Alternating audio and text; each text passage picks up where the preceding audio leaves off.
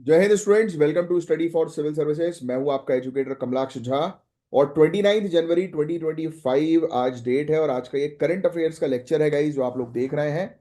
Civil services की तैयारी कर रहे हैं तो काफी इंपॉर्टेंट ये लेक्चर है आपके लिए। और एंड तक ये लेक्चर को जरूर जो है वो देखिएगा। और एक बहुत इंपॉर्टेंट अपडेट, अगर आप सिविल सर्विसेज की तैयारी कर रहे हैं तो हमारे पास आपके लिए बहुत ही स्पेशल कोर्स है जिसमें सिर्फ सिलेक्शन की तैयारी करवाई जाती है। और अभी प्रीलिम्स और मेंस के लिए ये सब पूरे कोर्सेज जो है वो चल रहे हैं। UPPCS, BPSC, UKPSC, RO, ARO, BEO, UP triple SC का प्रीलिम्स की तैयारी कर रहे हैं तो हरियाणा, राजस्थान, छत्तीसगढ़ के लिए भी हमारे पास आपके कोर्सेज अवेलेबल हैं। तो फटाक से दिए गए नंबर पर कांटेक्ट कर लो, अफोर्डेबल प्राइस में आपको कोर्स जो है वो मिल जाएंगे। और आज इन सब टॉपिक्स को जो है वो हम लोग कवर करने वाले हैं एक एक करके डिटेल में। अच्छा, आगे बढ़ने से पहले आप लोग के कमेंट्स की बात करें तो आप लोगों ने बहुत बढ़िया आंसर्स जो है वो दिए हैं। प्रीति मिश्रा ने बहुत बढ़िया। आयुषी, आप एक काम ये करो कि एक क्वेश्चन का आंसर एक ही कमेंट में लिखो। राइट, एक साथ जो है वो एक कमेंट में पूरे क्वेश्चंस के आंसर मत लिखो, अलग अलग कमेंट्स में आंसर जो है वो लिखो। वेरी गुड प्रीति। और वेरी गुड आपको भी आयुषी, बहुत बढ़िया, इसी प्रकार से आंसर जो है वो देते जाओ। और प्रीति मिश्रा ने जो है वो कॉलेज में जो है वो फॉर्म भरा है, और प्रीति मिश्रा तो हमारी काफी पुरानी स्टूडेंट भी है। तो बहुत बढ़िया, अच्छे से जो है वो आप तैयारी करिए। और आपकी कंसिस्टेंसी, आप सभी लोग की कंसिस्टेंसी देख के बहुत बढ़िया लगता है। 6 महीने का बेसिक कंप्यूटर स्किल सिखाई जाएगी तो सीखो ना यार, क्या दिक्कत है। स्किल सिखाई जा रही है, 300 घंटे की क्लासेस चलेंगी तो बढ़िया करो। जहां से नॉलेज मिले वहां से नॉलेज जो है वो लो, अपने आप को जो है वो प्रोडक्टिव बनाओ, स्किल्स डेवलप करते रहो। और इजी हैप की आईडी से एक स्टूडेंट ने मैसेज जो है वो किया है, बहुत बढ़िया यार। और आप आंसर्स भी दो, सिर्फ कमेंट करने से मतलब नहीं है, आंसर्स देना जरूरी है।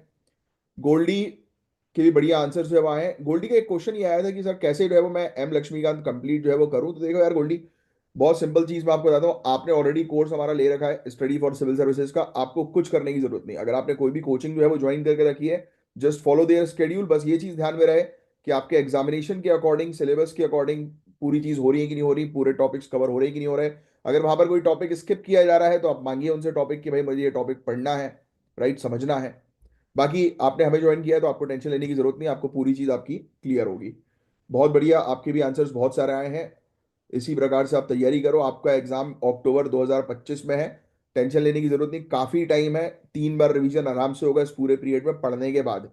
बट हाँ, कंसिस्टेंट रहो। लेक्चर्स आपके पास ऑलरेडी आ चुके होंगे या आ रहे हैं तो उसको रेगुलर बेसिस पर देखते रहो। जो भी डाउट्स हैं उस डाउट को जो है वो सॉल्व करो। जो चीज समझ में नहीं आ रही है उसको क्लियर करो। आपने पैसे दिए हैं, आपने टाइम दिया है अपना, जहां पे आपने ज्वाइन किया है, जो चीज क्लियर नहीं हो रही खाओ उनको। राइट, सभी को, पूरी टीम जो है वो आपके लिए लगी हुई है। राइट, तो मेन चीज क्या है, जब तक आप खुद पूछोगे नहीं, संकोच नहीं करोगे, तब तक कुछ नहीं होगा। You have to take initiative. जो जो चीजें करवाई जा रही है, अगर आप पेड कोर्स में हो, किसी को आपने पैसा दे रखा है किसी इंस्टीट्यूशन को, तो आपको जो है वहां पर पूरा बेनिफिट जो है वो लेना है, ये आपकी रिस्पॉन्सिबिलिटी है ना। और वैसे तो आपने अच्छे इंस्टीट्यूशन को ज्वाइन किया तो आपको टेंशन लेने की जरूरत नहीं है, सब चीज वहां पर कवर अप जो है वो करवाई जाती है। बट फिर भी अपने एंड से जो है अपनी तरफ से चीजें को क्लियर आउट रखो, क्योंकि ये आपके करियर की जो है वो बात है। और बाकी study for civil services join किया तो आपको जो है बहुत प्रिसाइज सटीक तरीके से आपको पूरे मटेरियल्स मिल ही रहे होंगे। बट आपको जो है वो वक्त पर पूरी चीजें कवर अप करते हुए चलना है। अच्छा, एक चीज ये ध्यान में रहे, ये गलती, ये ऐसा मत करना। देखो क्या होता है, कई बार कुछ चीजें प्रोसीजर में जो है वो चलती हैं, है ना। अब फॉर एग्जाम्पल कि सामने आपको हिस्ट्री जो है वो पढ़ाई जा रही है, और आप वहां पर जो है वो बोल रहे हो कि अरे पॉलिटी कब पढ़ेंगे, पॉलिटी कब पढ़ेंगे। अरे भाई, एक बार पहले पूरा एक सब्जेक्ट शायद खत्म होगा, फिर उसका दूसरा आएगा। राइट, तो जो भी कोचिंग का आपका पैटर्न है उस अकॉर्डिंग जो है आप करो। या फिर हाँ, एक बार पूरा सब्जेक्ट फिनिश हो गया, उसमें अगर आपको लग रहा है कि हाँ यार ये वाली चीज तो मैंने पढ़ी नहीं है, तब उनसे आप पूछ सकते हो या अपने डाउट रख सकते हो कि सर ये, या मैडम ये, इसका क्या होगा, कैसे होगा, है ना। तो उस अकॉर्डिंग चलो, पेशेंस रखो। प्रोफेशनल लोग हो आप लोग आज की डेट में, तो आप प्रोफेशनल तरीके से चीजों को कवर अप करो। जो भी चीज पढ़ाई जा रही है उसको कंटिन्यू रखो। और बाकी आपको गोल्डी टेंशन लेने की जरूरत नहीं है, कोर्स को आपने ज्वाइन किया हुआ है तो आपका होगा। और बाकी लोग को भी अगर कोर्स को ज्वाइन करना है तो ये दिए गए हमारे नंबर्स हैं, इन पर कॉन्टैक्ट करके जो है आप ज्वाइन कर सकते हो। बाकी आकांक्षा, वेरी गुड। आकांक्षा ने भी अब रेगुलरिटी बनाना मेंटेन करी है। अभिषेक मिश्रा, वेरी गुड, आप भी आंसर जो है वो और देना शुरू करो अभिषेक। ईशा ठाकुर हमारी रेगुलर स्टूडेंट है। दीपांशी का एक क्वेश्चन आया है कि सर आपसे पर्सनल कांटेक्ट हो सकता है क्या। तो देखो यार, आप इन नंबर पर जो है वो कांटेक्ट कर लो। राइट, वहां पे अगर अलाउ हो जाए तो हो सकता है। बाकी दुनिया तो भगवान को भी ढूंढ लेते हैं। मैं तो इंसान हूँ। बाकी दिवाजी, आपको कोई दिक्कत हो तो आप मुझे यहाँ पर मैसेज कर ही सकते हो, मैं आपको रिप्लाई तो करता ही हूँ। बाकी आपने आपने भी दीपांशी कोर्स ज्वाइन किया हुआ है हमारा, तो आपको टेंशन लेने की जरूरत नहीं, बस कोर्स को फॉलो अप करो, आपकी तैयारी अच्छी होगी। बहुत बढ़िया है, सभी लोगों ने बहुत बढ़िया आंसर दिया है। सोनम बहुत बढ़िया, सोनम की भी रेगुलरिटी अब दिख रही है मुझे, बहुत बढ़िया। इसी प्रकार से इस रेगुलरिटी रहो, मेंटेन रखो, कमेंट्स करते जाओ, आंसर्स देते जाओ, अपने आप को कंसिस्टेंट रखो। जिस दिन सिलेक्शन होगा उस दिन इंटरव्यू में बताना कि देखो हम इतनी मेहनत करते थे, कि जाके चेक कर लो वहां पर चैनल पे, डिस्क्रिप्शन पे आपको मेरे कमेंट्स दिखेंगे रोज। तो ये आपकी हिस्ट्री बन रही है, बता, ये रिकॉर्ड बन रहा है आपका। जो आप रोज जो कर रहे हो ना, वो आपका इतिहास बनेगा, जो आप फ्यूचर के लिए कर रहे हो। जब आप फ्यूचर में इंटरव्यू दोगे तब आप बताओगे इंटरव्यू में कि मेहनत ऐसी की जाती है कि एक एक भी कमेंट वहां पर मतलब एक भी दिन का ऐसा नहीं होगा कि मैंने आंसर ना दिया हो, मैं एक्टिव ना हूं, जाके चेक करो, ये है मेरी मेहनत। तो ये होता है आपका रिकॉर्ड। तो ऐसे रिकॉर्ड मेंटेन करो बॉस, तब आएगा मजा, है कि नहीं। चलो बातें बहुत हो गई, अब आते हैं हमारे अपने टॉपिक्स पे। तो हमारा पहला टॉपिक जो है गाइस, बहुत इंपॉर्टेंट टॉपिक है, सुनने वाला टॉपिक है ये, जीएस पेपर 2 के पॉइंट ऑफ व्यू से इंपॉर्टेंट है। कंट्रोवर्शियल टॉपिक भी है, डेथ पेनाल्टी को लेकर है, यानी कि मृत्यु दंड को लेकर ये टॉपिक है। तो ये सिर्फ एक लीगल कंसेप्ट नहीं है जिसके बारे में हम लोग बात करेंगे, बल्कि न्याय और सुधार के बीच का एक डेलिकेट बैलेंस है। क्वेश्चन ये है कि क्या डेथ पेनाल्टी हमेशा सही है? क्या एक क्रिमिनल सुधर भी सकता है? है। चलिए इस टॉपिक को हम लोग डिस्कस करेंगे, और काफी इंपॉर्टेंट टॉपिक भी है। और ध्यान से सुनना, बाकी बाद में जो चीज काम की होगी मैं आपको लिखवा दूंगा, आप अपने साथ पेन और पेपर लेकर बैठिए। अभी आपको कुछ नोट डाउन नहीं करना, बीच बीच में कॉन्सेंट्रेशन को मेंटेन करने के लिए कुछ कुछ पॉइंट्स लिखना चाहो तो लिख सकते हो। बाकी जो चीज मैं बताऊंगा वही लिखनी है, और टॉपिक के एंड में जो भी चीज इंपॉर्टेंट होगी मैं आपको बता दूंगा, या मिड में, वो आप लिखते चलना, जो मैं बोलूंगा वो लिखना है बस, ठीक है, जो आपके एग्जामिनेशन के लिए काम का होगा। अब एक कोलकाता कोर्ट ने एक कन्विक्ट को, एक मुजरिम को लाइफ इंप्रिजमेंट दिया है, राइट, यानी कि आजीवन कारावास सुनाया है, जबकि इन्वेस्टिगेटिव एजेंसी जो है वो डेथ पेनाल्टी मांग रही थी। यानी कि एजेंसी ने बोला कि इसको डेथ पेनाल्टी दो, बट कोलकाता कोर्ट ने बोला कि नहीं, इसको आजीवन कारावास देंगे। ऑनरेबल सुप्रीम कोर्ट ने कहा है कि death penalty rarest of rare case में दी जानी चाहिए। ये बात आपको सभी को पता है, ये लिखने की जरूरत नहीं, जो चीज पता है कॉमन है वो लिखना नहीं है। और बहुत ही खतरनाक सरकमस्टेंसेस में, यानी कि बहुत ही सीवियर केसेस में जो है वो डेथ पेनाल्टी जो है वो दी जाएगी, और हर चीज का जो है वो ध्यान रखा जाएगा डेथ पेनाल्टी देते समय, छोटी से छोटी चीज का। कैपिटल पनिशमेंट आज की डेट में जो है वो इवॉल्व हो रही है, जो आजीवन कारावास जैसी हम लोग और या मृत्यु दंड जैसी चीजें हम लोग को देखने को मिल रही हैं, इस पर बहुत क्वेश्चन जो है वो उठ रहे हैं, क्योंकि आजीवन कारावास पर भी क्वेश्चन उठते हैं, राइट। इसमें छोटी सी भी चूक जो है वो बड़ी, मतलब अन्याय कर सकती है कि नहीं।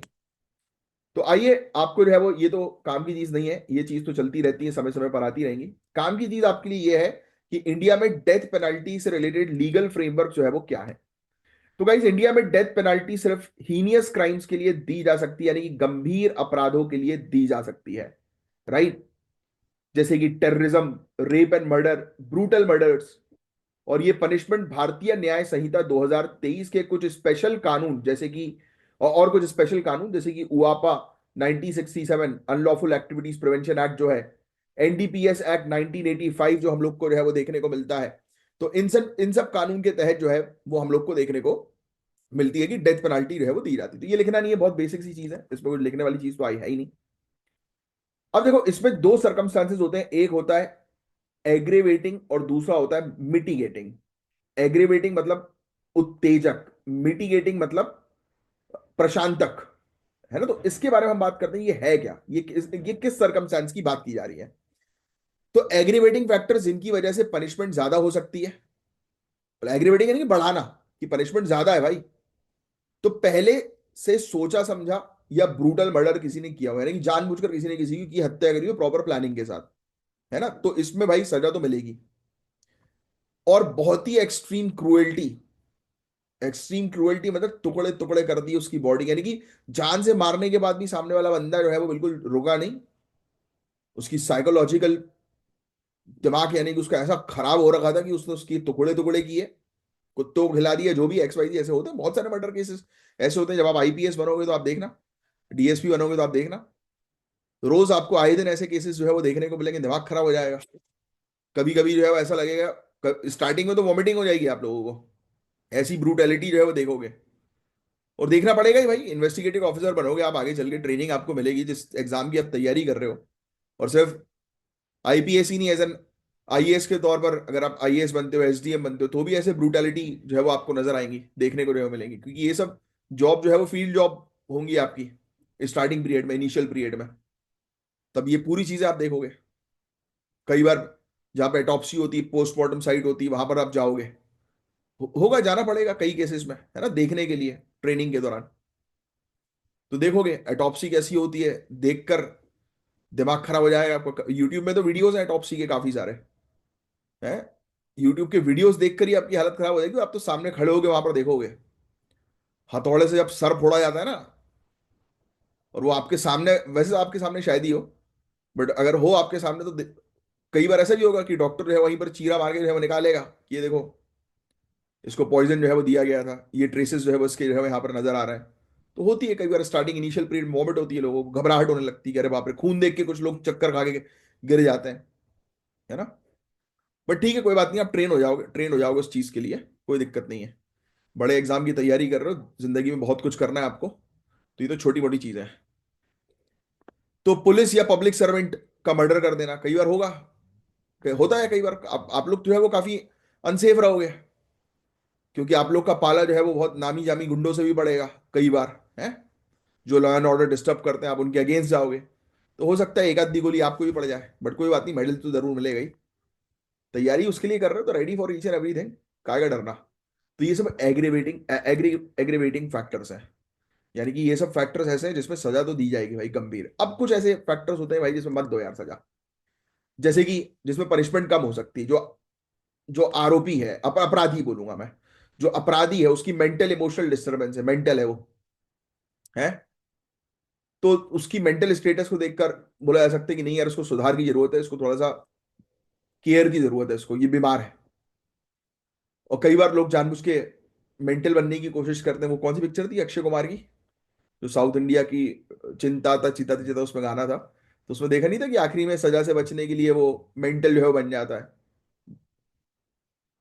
विक्रम राठौड़ था मेरे ख्याल से उसमें, उसका नाम, पिक्चर का नाम मुझे याद नहीं आ रहा, चलो छोड़ो। तो ऐसी स्थिति भी होती है, रियल केस में भी आप लोग के सामने भी होंगी। कई बार आप मुजरिम को पकड़ के लाओगे कोर्ट में, वो छूटेगा और बड़ा कॉलर खड़ी करके जो है निकलेगा, फिर देना उसमें लबाड़ा खींच के, चल भाग सीधे चल। फिर बहुत कम या ज्यादा उम्र का होना भी एक फैक्टर होता है। बच्चा है एक, अब उसको पता ही नहीं है कि उसने ये क्या कर दिया, है ना, तो उसको फिर जुवेनाइल कोर्ट के अकॉर्डिंग सजा जो है वो दी जाए। अब बहुत ही ज्यादा कोई बुजुर्ग आदमी है, तो सोच जाता है कि यार इससे तो इसकी तो हालत ही बहुत ज्यादा खराब है, चलो इसकी सजा थोड़ी कम कर दो, है ना, तो ये मिटिगेटिंग फैक्टर। अच्छा, एक और चीज सोची जाती है, जज सोचते हैं बैठ के कि अच्छा ये सब चीजें आप लोग को नहीं सोचनी है ना, आप लोग का काम है इन्वेस्टिगेशन करके जुडिशरी के सामने पटकना, है ना। आप लोग को ये सब नहीं सोचना, बट हाँ एज एन एडमिनिस्ट्रेटिव ऑफिसर आपको आगे का पता होना चाहिए कि क्या सख्ती दिखाई जाए, क्या नहीं दिखाई जाए, है ना, उस अकॉर्डिंग। तो इसलिए भी आपके लिए जरूरी है समझना। फिर एक और चीज है, क्या आरोपी जो है वो अपराधी जो है वो सुधर सकता है कि नहीं सुधर सकता, ये भी एक बड़ा इंपॉर्टेंट फैक्टर है। हालांकि जेल में जाने के बाद जो है वो 99% लोग बिगड़ ही जाते हैं, कोई सुधरता उधरता नहीं है। सुधार गृह जिसको हम लोग बोलते हैं ना, जेल को, कोई नहीं सुधरता यार, बल्कि उल्टा अंदर जाकर बहुत सारे कॉन्टेक्ट हो जाते हैं लोगों के। काफी सारे लोग मेरे साथ वाली अंदर गए थे, तो बाहर निकलने, एक तो पहली चीज तो अंदर जाके जब कोई आदमी बाहर आता है, भली साला वो चोरी के केस में गया हो, है, किसी ने पर्स चोरी कर लिया, 2 दिन के लिए जेल कर दी जज ने उसको, है, उसके लिए वो चला गया, और जब बाहर निकलेगा तो बिल्कुल ऐसे निकलेगा जैसे वो भाई एकदम अपने आसपास छोटे छोटे छर्रों को बिठा के जो वो ऐसी बातचीत करेगा जैसे कि यार अपन को तो अंदर मियाँ भाई मिले थे, उनका हाथ है अपने ऊपर, अब देखो कौन क्या कर लेता है अपना।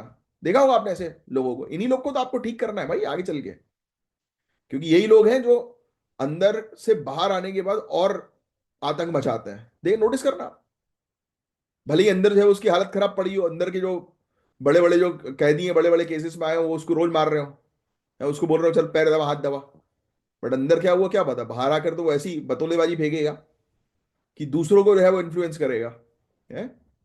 तो ऐसे लोगों को रोकना है कि बाहर आकर जो लॉ एंड ऑर्डर को जो डिस्टर्ब कर रहे हैं उनको ट्रैक करना जरूरी, इसलिए तो बोलते हैं हिस्ट्री शीटर्स। जब धारा 144 लगती है, जब एज अ कलेक्टर आपको ऐसा लगेगा, या एज अ एसपी की पोजीशन पर आपको ऐसा लगेगा कि यार हमारी डिस्ट्रिक्ट के अंदर चीजें खराब हो सकती है, तो सबसे पहले आप किन लोग को अंदर करोगे? हिस्ट्री शीटर्स को देखोगे कि भाई कौन लोग जो है जिनने ऑलरेडी अपराध किए हो, तो उनको अंदर करते हो आप, है ना। अच्छा, फिर एक और फैक्टर है जिसको देखा जाता है कि क्या अपराधी जो है किसी और के प्रेशर में आया था मर्डर करने के लिए या कोई गुनाह करने के लिए, है। फिर एक और प्रेशर है, क्या अपराधी जो है मेंटली स्टेबल था उस समय की नहीं था, राइट। तो वो बहुत सारी चीजों को देखने पर ये फैसला सुनाया जाता है कि सजा बढ़ानी है या घटानी है। बस ये सुनने वाली चीजें हैं, बस और कुछ नहीं है इसके अंदर। अच्छा, कुछ हम लोग चीजों के बारे में चर्चा करते हैं, कुछ ऐसे प्रिंसिपल्स हैं, कुछ सिद्धांत हैं जो दंड लेने से रिलेटेड जो है वो बनाए गए हैं, तैयार किए गए हैं। जैसे कि राम नरेश केस था एक 2012 का, और रमेश केस था 2011 का। इसमें बोला गया था कि अगर कोई अपराधी है 30 साल से कम है तो सुधरने का चांस जो है वो उसको दिया जा सकता है। आप चाहो तो ये लिख सकते हो, वैसे तो यार देखो ये सब केसेस जो होते हैं इनसे रिलेटेड वो आपको याद भी नहीं रहेंगे। इसका ये वाला पॉइंट जो है वो अब ये लिख दो यार कि सुप्रीम कोर्ट ने रिकॉग्नाइज किया है कि जो युवा यंग एज के जो कन्विक्ट्स है ना, जो अपराधी हैं यंग एज के, तो उनको जो है वो मिटिगेटिंग फैक्टर में रखा जाए, यानी कि उनको सुधरने का मौका जो है वो दिया जाए। यहाँ पर यंग एज लिखा है ना, उसके बगल में आप लिख लो बिलो 30 ईयर्स, बस। कि जो अपराधी हैं 30 साल से कम की उम्र के, उनको एक मौका दे दो सुधरने का। हाँ, बट ऑब्वियस बात है अपराध भी देखा जाएगा। अब 30 साल से कम की उम्र का एक कोई व्यक्ति है, 20 से 30 साल या 18 से 30 साल की उम्र का, और उसने ब्रूटल गैंगरेप किया है, तो ऑब्वियस सी बात है कि उसको छोड़ेंगे नहीं। तो ये 2-3 फैक्टर्स होते हैं जो देखे जाते हैं। इसमें ऐसा नहीं है कि 30 साल से कम का है तो कोई भी अपराध कर लेगा उसको छोड़ दिया जाएगा, नहीं। अपराध भी देखा जाता है, बट हाँ, एक रिलैक्सेशन दिया जाएगा, सुधरने की सोचा जाएगा, विचार किया जाएगा। यहां पर विचार की बात हो रही है। ऐसे एक और केस था 2013 का, शंकर किसान राव खड़े केस। इसमें हाईलाइट किया गया कि जजेस के अलग अलग डिसीजन की वजह से जो सेंटेंसिंग सब्जेक्टिव्स हो गई है, यानी कि जजेस जो अलग अलग डिसीजन जो है वो देते हैं तो किसको कितने साल की सजा जो है वो मिलेगी, वो भी सब्जेक्टिव हो गई। ये लिखने की जरूरत नहीं है। फिर मैंने आपको बताया क्राइम का नेचर जो है वो देखा जाता है। ये केस आया था एक मच्छी सिंह का केस था 1883 का। इसमें कहा गया था कि अगर क्राइम अपराध जो है वो सोसाइटी के कंसाइंस को झटका दे तो डेथ पेनल्टी दी जा सकती है। यानी कि समाज की जो सामूहिक चेतना है उसको अगर झटका लग जाए उस ऐसे गंभीर अपराध से, यानी कि समाज के अंदर जो है एकदम से सभी लोग का दिल एकदम भर आए, या फिर खौफ के कारण लोगों की हालत खराब हो जाए, तब जो है, या फिर समाज के अंदर लोग जो है वो लड़ने पर उतारू हो जाए, ऐसा कोई डिस्टरबेंस क्रिएट कर रहा है, तो दी जा सकती है भाई मौत की सजा। समाज एक साथ आ गया कि नहीं इसको तो मारो भाई, ये जीने का हकदार है ही नहीं, जैसे निर्भया केस वाले मैटर में है ना, ऐसी चीज। फिर एक बच्चन सिंह का केस हम लोग को 1980 का जो है वो देखने को मिला था।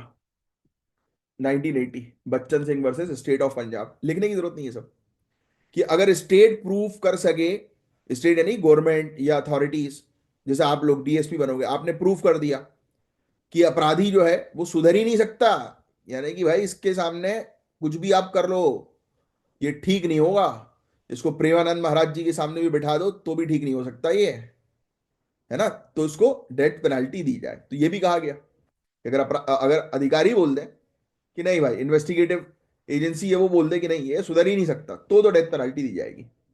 फिर एक और ऐसे ही संतोष बरियार का केस 2009 का था। तो कोर्ट को प्रॉपर एविडेंस दिखाना होगा कि अपराधी सुधर नहीं सकता, यानी कोर्ट को समझाना पड़ेगा कि आप कुछ भी कर लो ये सुधरेगा नहीं भाई, है। तो ऐसी चीजें हैं, बहुत बेसिक सी चीजें जो सुनने वाली हैं, बस आपके लिए कुछ चीजें लिखने वाली थोड़ी ना है। तो सुप्रीम कोर्ट ने क्या कहा, कि सुप्रीम कोर्ट ने कहा कि कन्विक्शन के बाद एक अलग से सेंटेंसिंग हियरिंग होनी चाहिए बच्चन सिंह केस में, है ना। यानी कि आपने जो है वो सामने वाले को सजा जो है वो सुना दी, तो उसके बाद एक और हियरिंग होनी चाहिए जिसमें डिसाइड होगी सजा कितने सालों की होगी या नहीं होगी, बल्कि कितने से कम होगी या ज्यादा होगी। फिर दत्ताराया केस था 2020 का, अगर प्रॉपर सुनवाई ना हो तो डेथ सेंटेंस को जो है वो लाइफ इंप्रिजमेंट में बदला जा सकता है, जीवन कारावास में, अगर प्रॉपर सुनवाई नहीं हो रही है। फिर 2022 में सुप्रीम कोर्ट ने कहा, एक सुओ मोटो केस शुरू किया था, यानी खुद से स्टार्ट किया था एक केस, जिसमें सेंटेंसिंग गाइडलाइंस को यूनिफॉर्म बनाने की बात की गई कि भाई ये आप किसी को सजा जो सुना रहे हो तो उसको जो है वो एक स्टैंडर्ड्स के थ्रू जो है वो करो।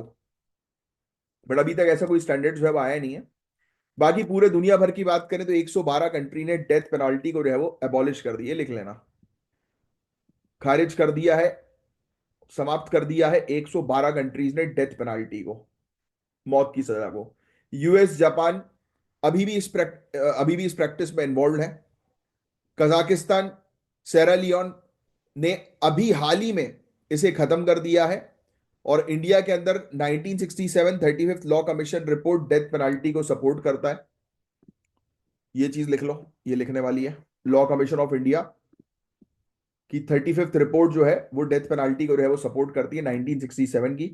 2015 में 262nd रिपोर्ट आई थी, 2015 में 262वीं जो रिपोर्ट थी लॉ कमीशन ऑफ इंडिया की। ये भी इंपॉर्टेंट है, स्टार मार्क। इसमें कहा कि सिर्फ टेररिज्म केसेस में ही डेथ पेनाल्टी दी जाए, तो ये रिकमेंडेशन है।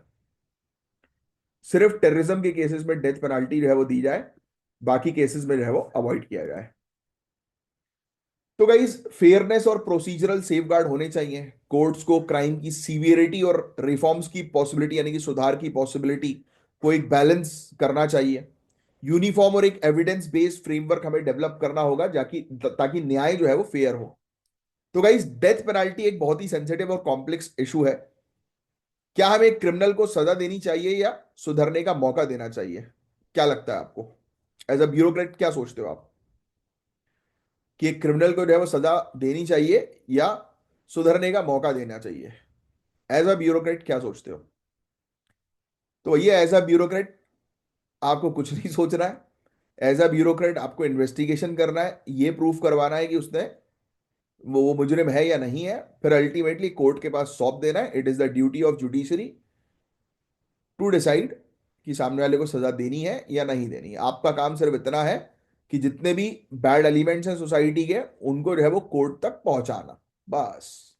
इससे ज्यादा आपको कुछ करने की आवश्यकता नहीं। तो कभी भी अपने मेंस के आंसर में और अपनी पर्सनालिटी में इस चीज को जो है वो रिफ्लेक्ट करो, तो कि you guys are preparing for bureaucracy, not for judiciary, right? क्योंकि दोनों का ही एक अलग वो है, फील्ड है ना।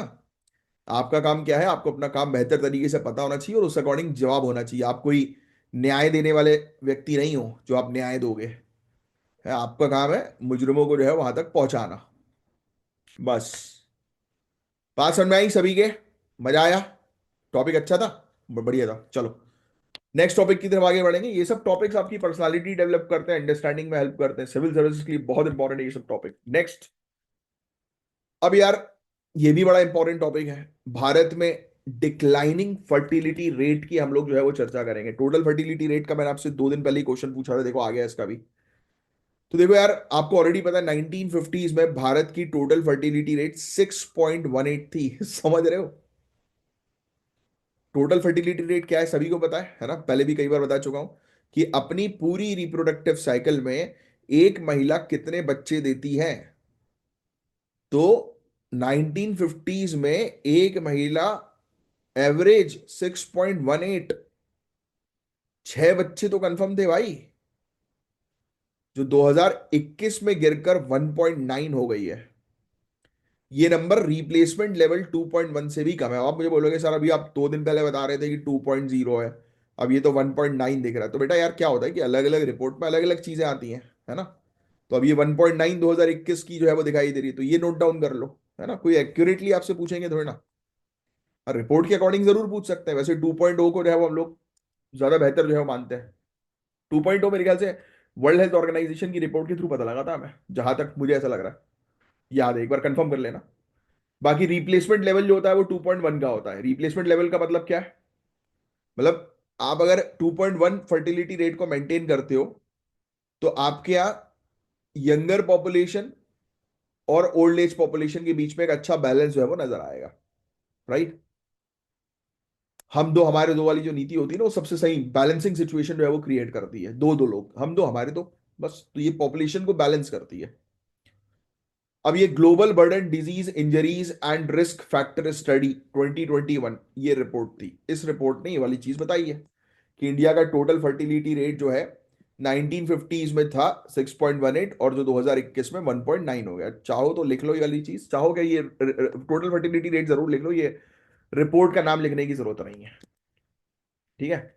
और ये रिप्लेसमेंट लेवल से कम है, तो आपको ऑलरेडी पता है कि मतलब हर जनरेशन में आपको रिप्लेस नहीं हो पाएगा, कहीं ना कहीं आपको इम्बैलेंस जो है वो देखने को मिलेगा। बुजुर्ग लोग ज्यादा देखने को मिल सकते हैं आने वाले समय में, और वो तो है ही कंफर्म। तो आज हम समझेंगे कि ये गिरती हुई फर्टिलिटी रेट का कारण क्या है, इससे भारत के भविष्य पर क्या असर पड़ेगा, और इसका सोल्यूशन क्या हो सकता है। बहुत इंपॉर्टेंट टॉपिक, बहुत ज्यादा।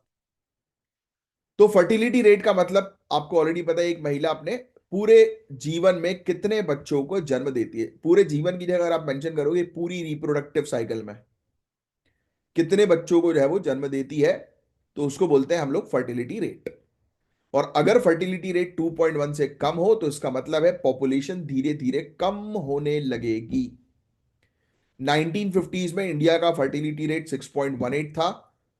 हर महिला एवरेज 6 बच्चों को जन्म देती थी। 2021 में ये सिर्फ 1.9 हो गई है, और प्रोजेक्शन के मुताबिक 2100 तक ये 1.4 तक गिर सकता है। ये चिंता वाली बात है सबसे बड़ी। अब फर्टिलिटी रेट के गिरने के क्या कारण है, this point is very very important, जो आपको थोड़ा सा ध्यान में रखना है, वेरी वेरी इंपॉर्टेंट। महिला शिक्षा और रोजगार, पहला पॉइंट। पहला कारण है महिलाओं की ज्यादा पहले क्या होता था, महिलाओं की ज्यादा शादी होती थी और जल्दी बच्चे होते थे। अब लड़कियां पढ़ रही हैं, करियर बना रही हैं, तो बहुत अच्छी बात है। लोगों के बीच में अवेयरनेस आ गई है, करियर को लेकर टेंशन हो गई है। इस वजह से शादी और बच्चे की उम्र बढ़ गई है। अच्छा यार, एक चीज मैं आपको बहुत क्लियरली बता दूं। आप जो पॉइंट्स मैं बोल रहा हूं ना, आप वो पॉइंट लिखोगे कि फैक्टर जो है वो क्या है फर्टिलिटी रेट्स के जो है वो गिरने के। तो पहला तो आप ये लिखो, महिला शिक्षा और रोजगार, women employment and women education and employment, या फीमेल एजुकेशन एंड एम्प्लॉयमेंट। ये बढ़ गया है, ठीक है, इंक्रीज हो गया है। अब देखो यार, मुझे बताऊं पर्सनली ऐसा लगता है लाइफस्टाइल जो है वो बहुत बड़ा रोल प्ले कर रही है, जो इन सब चीजों को इन्फ्लुएंस कर रही है। हालांकि आगे वाले पॉइंट पे आएगा, बट अभी मैं आपको एक्सप्लेन करता हूं कैसे। आप बोलो कैसे। तो यार, आप देख रहे हो आज की डेट में दारू का कल्चर बहुत कॉमन हो गया है। चाहे शादी हो, पहले तो ऐसा होता था कि लोग छुप छुपा के बैचलर पार्टी में पी लेते थे कि, और मजा आ जाते थे कि अरे वाह पीली पीली, वो एक एक घुट पी लिया, मजा आ जाता था। आज की डेट में बॉटल टू बॉटल खत्म कर रहे हैं लोग, और ना ही सिर्फ लड़के, लड़कियां भी। यू कैन सी क्लबिंग चल रहा है, स्मोकिंग चल रही है खुले में। आप स्मोकिंग नहीं कर रहे हो तो आप बेवकूफ हो। हुक्के का कल्चर चालू हो गया है, ड्रग्स का कल्चर चालू हो गया है। यस, ये कल्चर बहुत ज्यादा युवाओं में है। अगर कोई ये सब चीजें नहीं कर रहा तो वो मतलब ये मान के चलो सोसाइटी का हिस्सा ही नहीं, ऐसा हो गया है। यकीन ना हो तो अब देखना, बाहर आपके दोस्तों को देखना।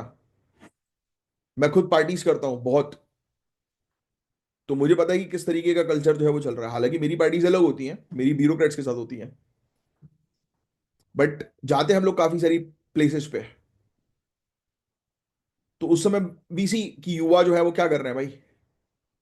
ठीक है, सबका एक टाइम आता है भाई, इस समय पे एंजॉय नहीं करेंगे तो कब करें भाई। इंजॉयमेंट की भी एक लिमिट होती है, वो लिमिट क्रॉस हो गई है।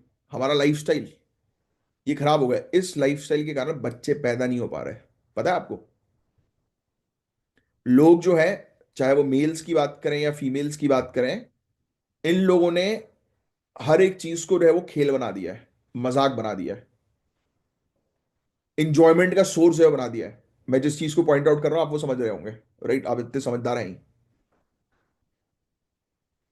तो ये सब चीजें क्या कर रही हैं, ये सब चीजें बहुत बुरा असर क्रिएट कर रही हैं। बच्चे हो भी रहे हैं, आज की डेट में बेबीज हो रहे हैं, तो उनको वेरियस प्रॉब्लम्स हो रही हैं। Are you getting my point.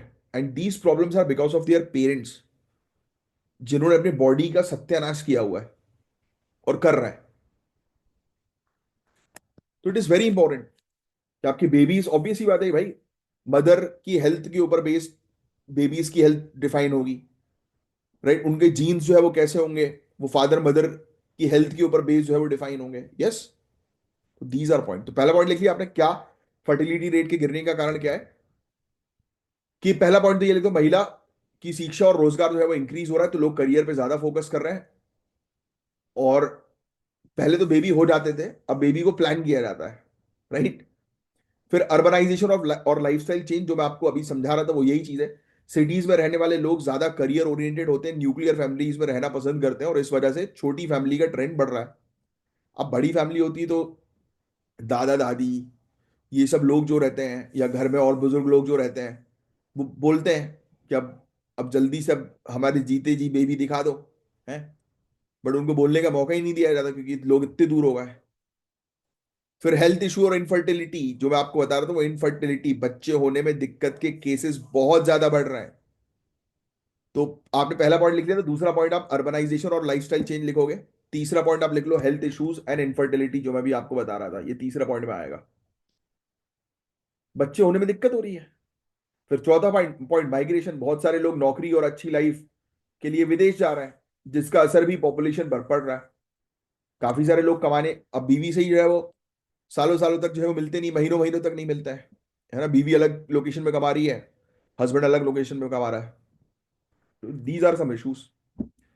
अब इसका क्या असर होगा? अब भारत में 2023 तक 10.5% लोग 60+ एज के हैं, लिख लो। 149 million people age 60 and above, और ये 2023 तक का आंकड़ा था।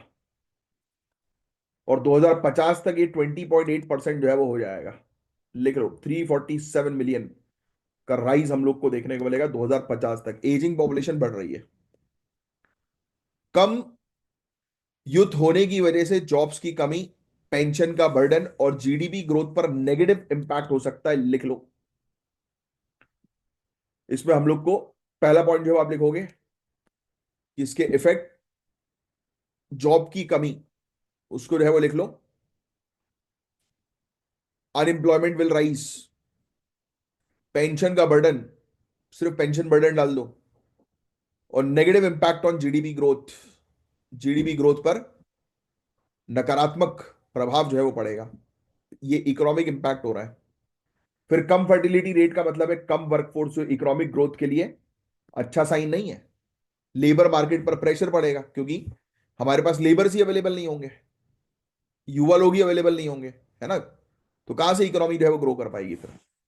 तो दीज आर सम इश्यूज।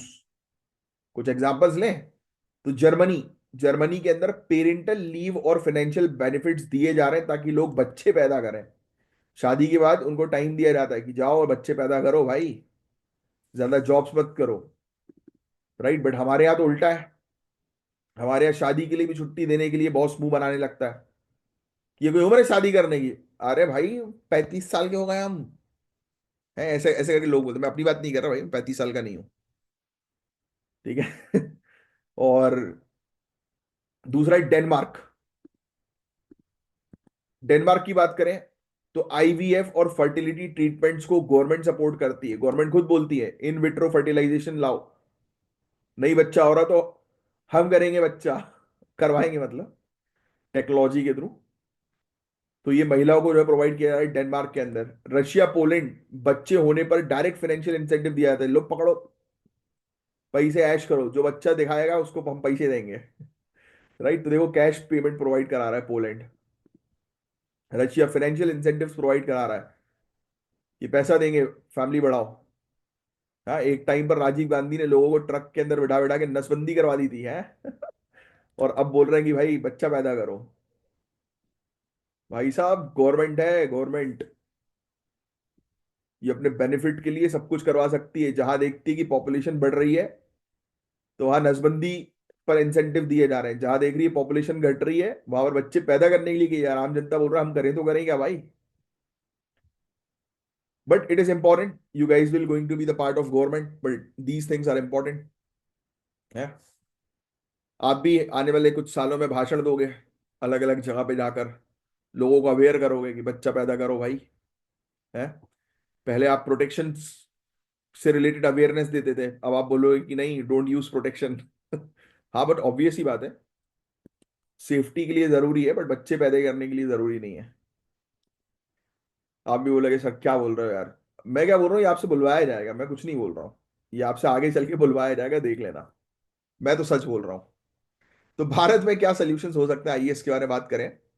तो माँ बाप को मैटरनिटी और पैटर्निटी लीव देना चाहिए हमें, ऑब्वियस सी बात है, जो यंग कपल्स हैं कंपनीज को एक हेल्दी प्रैक्टिस रखनी चाहिए, कंपनी अपने खर्चे पर कपल्स को जो है वो हनीमून पर भेजे, और ये इंश्योर करते हुए कि भाई हमें वापस में जो है वो प्रेगनेंसी रिपोर्ट जो है वो चाहिए है। फिर और तब जाकर आपको इसमें 100% कैशबैक मिल जाएगा, ऐसा कुछ हो। एजुकेशनल और हेल्थ केयर को सस्ता बनाना होगा, जिससे लोग बच्चे पालने का खर्चा अफोर्ड कर सके। है मेरे भी एक फ्रेंड है बचपन का, उसका भी बच्चा हुआ, उसने अभी बच्चे को जो है वो स्कूल में एडमिशन दिया है। तो उसमें स्कूल के एडमिशन के लिए आया था मेरे पास कॉल, उसको जो है वो एक अच्छे स्कूल में एडमिशन करवाना था, जो हो नहीं रहा था उसका, तो फिर अपन ने करवा दिया। फोन कॉल ही तो करना है, और क्या करना है। तो बस इस लेवल की पावर सही है भाई कि फोन कॉल पे जो है वो काम हो जाए। टेंशन मतलब आपकी भी होगी कि बस आपका बस नाम ही चलेगा और वहां पर काम हो जाएगा। तो उसका आया था। अब जब मैंने उससे बोला कि मैंने कहा भाई अब फिर अब कब दूसरी घर में लक्ष्मी आ रही है, तो उसने बोला कि नहीं भाई खर्चा इतना ज्यादा, और लिटरली बहुत है भाई खर्चा। मतलब आप सोचो, एक एक बच्चा है प्री स्कूल में, उसको पढ़ाने के लिए साल की जो है वो 50-60 हजार रुपए कहीं नहीं गए। तो क्या करे इंसान भाई, एजुकेशन हेल्थ केयर सब चीज में खर्चा होता जा रहा है। तो इसको हमें सस्ता करना पड़ेगा, जिससे कि लोग जो है वो थोड़ा सा प्लान करें। फिर रिप्रोडक्टिव हेल्थ केयर को स्ट्रॉन्ग करना पड़ेगा, आईवीएफ और इनफर्टिलिटी ट्रीटमेंट को प्रमोट करना पड़ेगा। अच्छा, इनफर्टिलिटी का ट्रीटमेंट को प्रमोट करने के लिए स्टिग्मा को खत्म करना बहुत जरूरी है यार। लोग जो है वो संकोच करते हैं, लोग ये सब चीजों को शेयर नहीं करते। करनी चाहिए, लोगों को डॉक्टर्स के साथ कंसल्ट करना चाहिए। लोग सोचते हैं कि छोड़ो यार, अवॉइड करें, मुंह बना के बैठे रहते हैं। और इन सब चीजों में महिलाओं को ज्यादा दोष जो है वो दिया जाता है। बच्चा नहीं पैदा हो रहा तो उसमें मेल्स में क्या प्रॉब्लम है उसको नहीं देखी जा रही।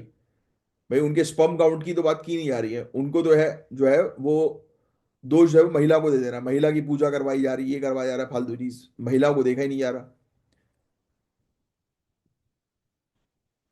वो मतलब ये पुरुषों को नहीं देखा जा रहा। फिर सीनियर सिटीजन को इकोनॉमिक ग्रोथ में इंक्लूड जो है वो करना होगा, बुजुर्ग लोग जो है वो स्किल्स वगैरह डेवलप करें। तो ये सब चीजें, तो गाइस ये फर्टिलिटी रेट का गिरना एक डबल एज स्वॉर्ड है, यानी कि दो धारी तलवार है।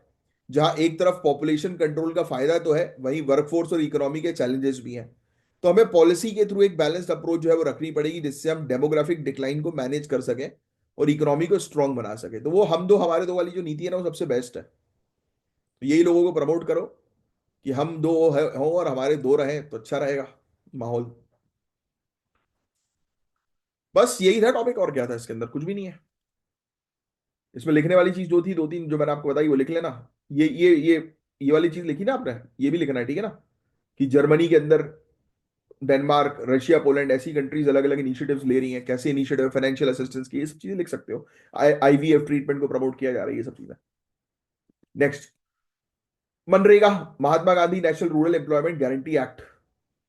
अभी इसमें दिख तो नहीं रहा कहीं पे, ये तो फुल फॉर्म तो दिख रहा है आपको। मनरेगा कौन से ईयर में लाया गया था, ये बताना जरा अभी के अभी कमेंट बॉक्स पे लिखकर तुरंत। मनरेगा कौन से ईयर में लाया गया था। तो हम डिस्कस करेंगे मनरेगा के इम्प्लीकेशन से जुड़े चैलेंजेस और उनके सुधार के बारे में।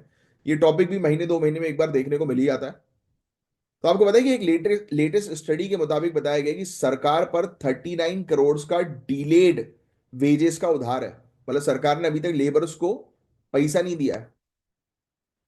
तो हम इसी चीज के बारे में समझेंगे, और जो वो कितनी गलत बात है ये। डिलेड पेमेंट्स का जो इशू है वो बहुत बड़ा इशू है गाइस।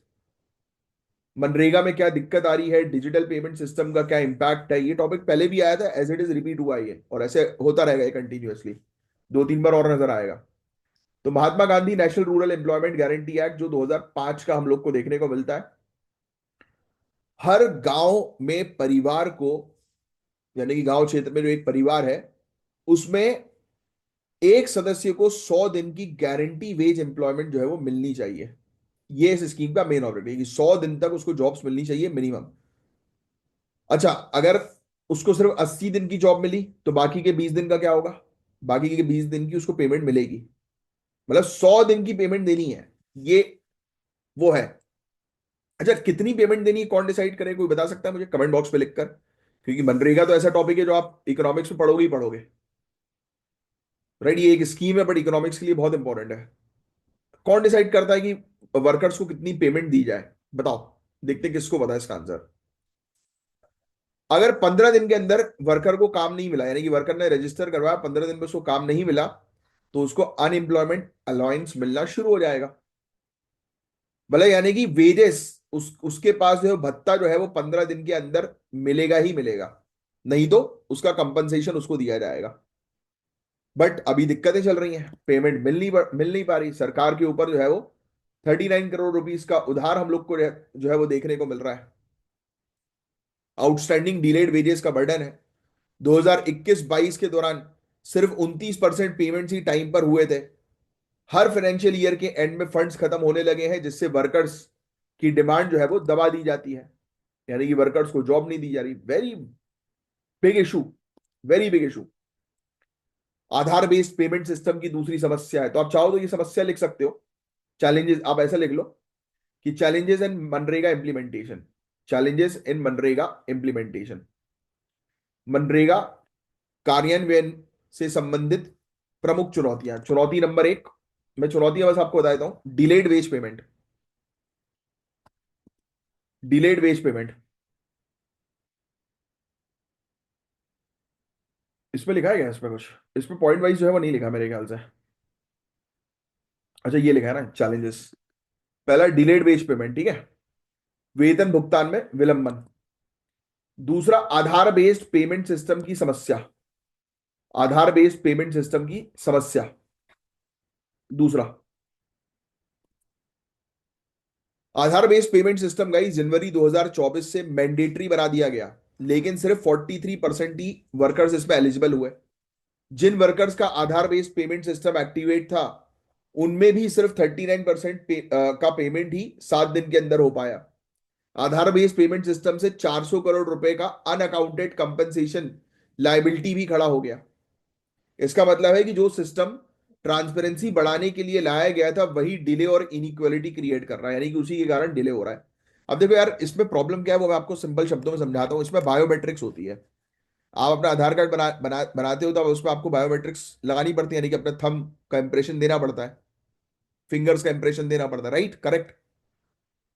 पता है आपको, मजदूरों मजदूरों में काफी सारे ऐसे मजदूर हैं जिन्होंने अपना आधार तो बनवा लिया था, बट उसके बाद जब अब ये इसको लिंक कर रहे हैं, तो उनका थंबप्रिंट जो है वो आ नहीं पा रहा है। क्यों नहीं आ पा रहा? वो काम करते हैं ना मजदूर लोग, तो उनके हाथ काफी रफ हो जाते हैं, तो उस चक्कर में उनका थंबप्रिंट जो है वो मिल नहीं पाता। अब आप बोलोगे अरे सर कैसी बात कर रहे हो, ऐसा थोड़ा ना होता।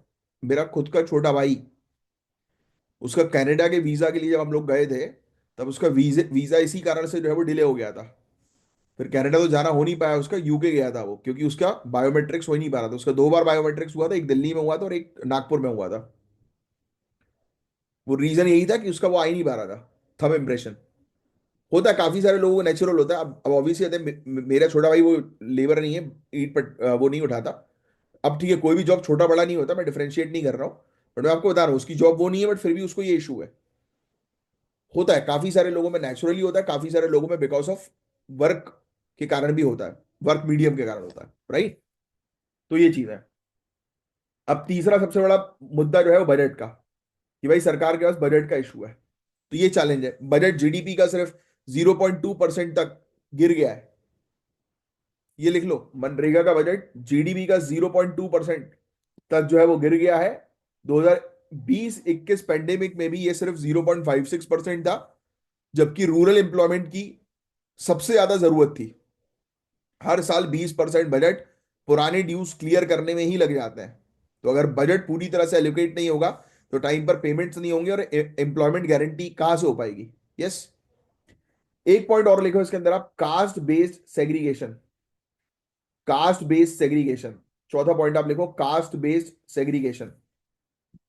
ये वाला पॉइंट, इसको आप चैलेंज में लिखोगे, कास्ट बेस्ड सेग्रीगेशन। इसका क्या मतलब हुआ? कास्ट के आधार पर भी लोगों को अलग किया जा रहा है। 2021 में वेज पेमेंट को कास्ट के बेसिस पर डिवाइड कर दिया गया था, एससी एसटी और दूसरी कैटेगरी में। कितनी गलत बात है। एससी के लिए 47%, एसटी के लिए 42% और दूसरी कैटेगरीज के लिए 33% पेमेंट ही टाइम पे प्रोसेस हुई थी। भले ही ये रूल हटा दिया गया, लेकिन इसका डैमेज अभी भी एग्जिस्ट कर रहा है ना। तो इस तरह की पॉलिसी रूरल वर्कफोर्स में असमानता बढ़ाने का काम कर रही है। तो ये मेंशन कर देना, हालांकि इस पॉलिसी को जो है वो हटा दिया गया था, विड्रॉ जो है वो कर दिया गया था बाद में, बट अभी भी है, इसने डैमेज तो क्रिएट किया ही है ना, लोगों के बीच में जो है वो एक लाइन जो है वो ड्रॉ कर दी कि भाई ये क्या है, कि आप कास्ट के हिसाब से या कैटेगरी के हिसाब से आप पेमेंट्स दे रहे हो, है ना। तो अब हम जो है वो किस चीज के बारे में जो है वो चर्चा करें, रिफॉर्म्स। तो आगे हमें क्या चीज करनी चाहिए, देखो यार, बजट को 1.2% से 1.5% ऑफ जीडीपी तक बढ़ाने की जरूरत है। That is very important. भाई आपको पर्याप्त बजट जो है वो एलोकेट करना चाहिए, तो आप सिर्फ लिख दो कि एलोकेट करो प्रॉपर बजट को, टाइम पर फंड रिलीज करें, और जितने भी ड्यूज है उसको क्लियर करने के लिए एक सेपरेट एलोकेशन होना चाहिए, यानी कि अलग से बजट बनाओ। डिजिटल पेमेंट सिस्टम को जो है वो हम लोग को सुधारना पड़ेगा, रिफॉर्म करना पड़ेगा डिजिटल पेमेंट सिस्टम में। अकाउंटेबिलिटी और ट्रांसपेरेंसी जो है वो हम लोग को लानी पड़ेगी, है ना, कि ट्रांसपेरेंसी इंश्योर करनी है, अकाउंटेबिलिटी जो है वो इंश्योर करनी है। अब जैसे डिजिटल पेमेंट की बात करें तो ये जो आधार बेस्ड पेमेंट सिस्टम है उसको फ्लेक्सिबल बनाया जाए ताकि हर वर्कर एलिजिबल हो।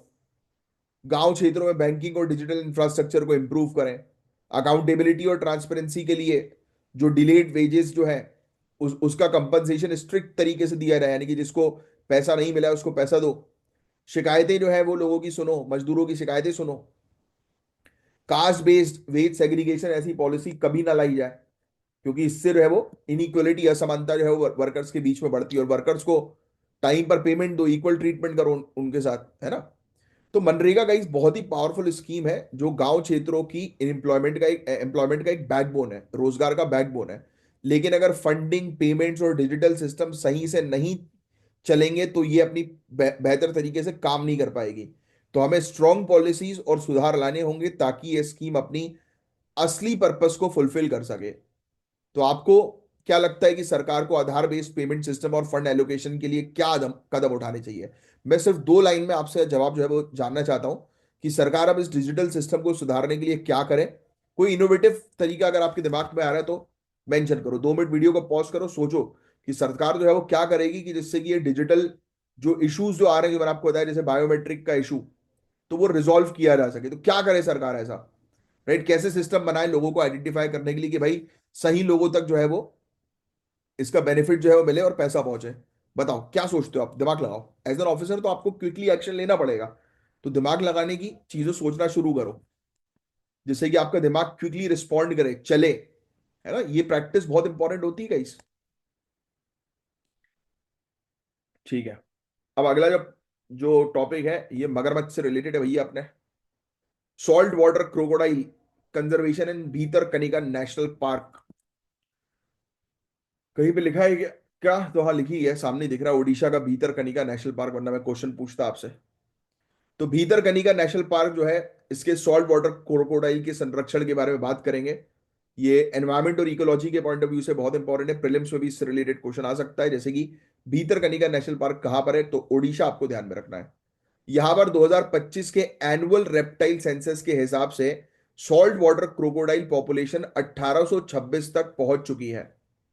यानी कि यहां पर आपको मगरमच्छ की संख्या जो है वो 1826 जो है वो देखने को मिल रही है, जो 2024 में 1811 थी, है ना।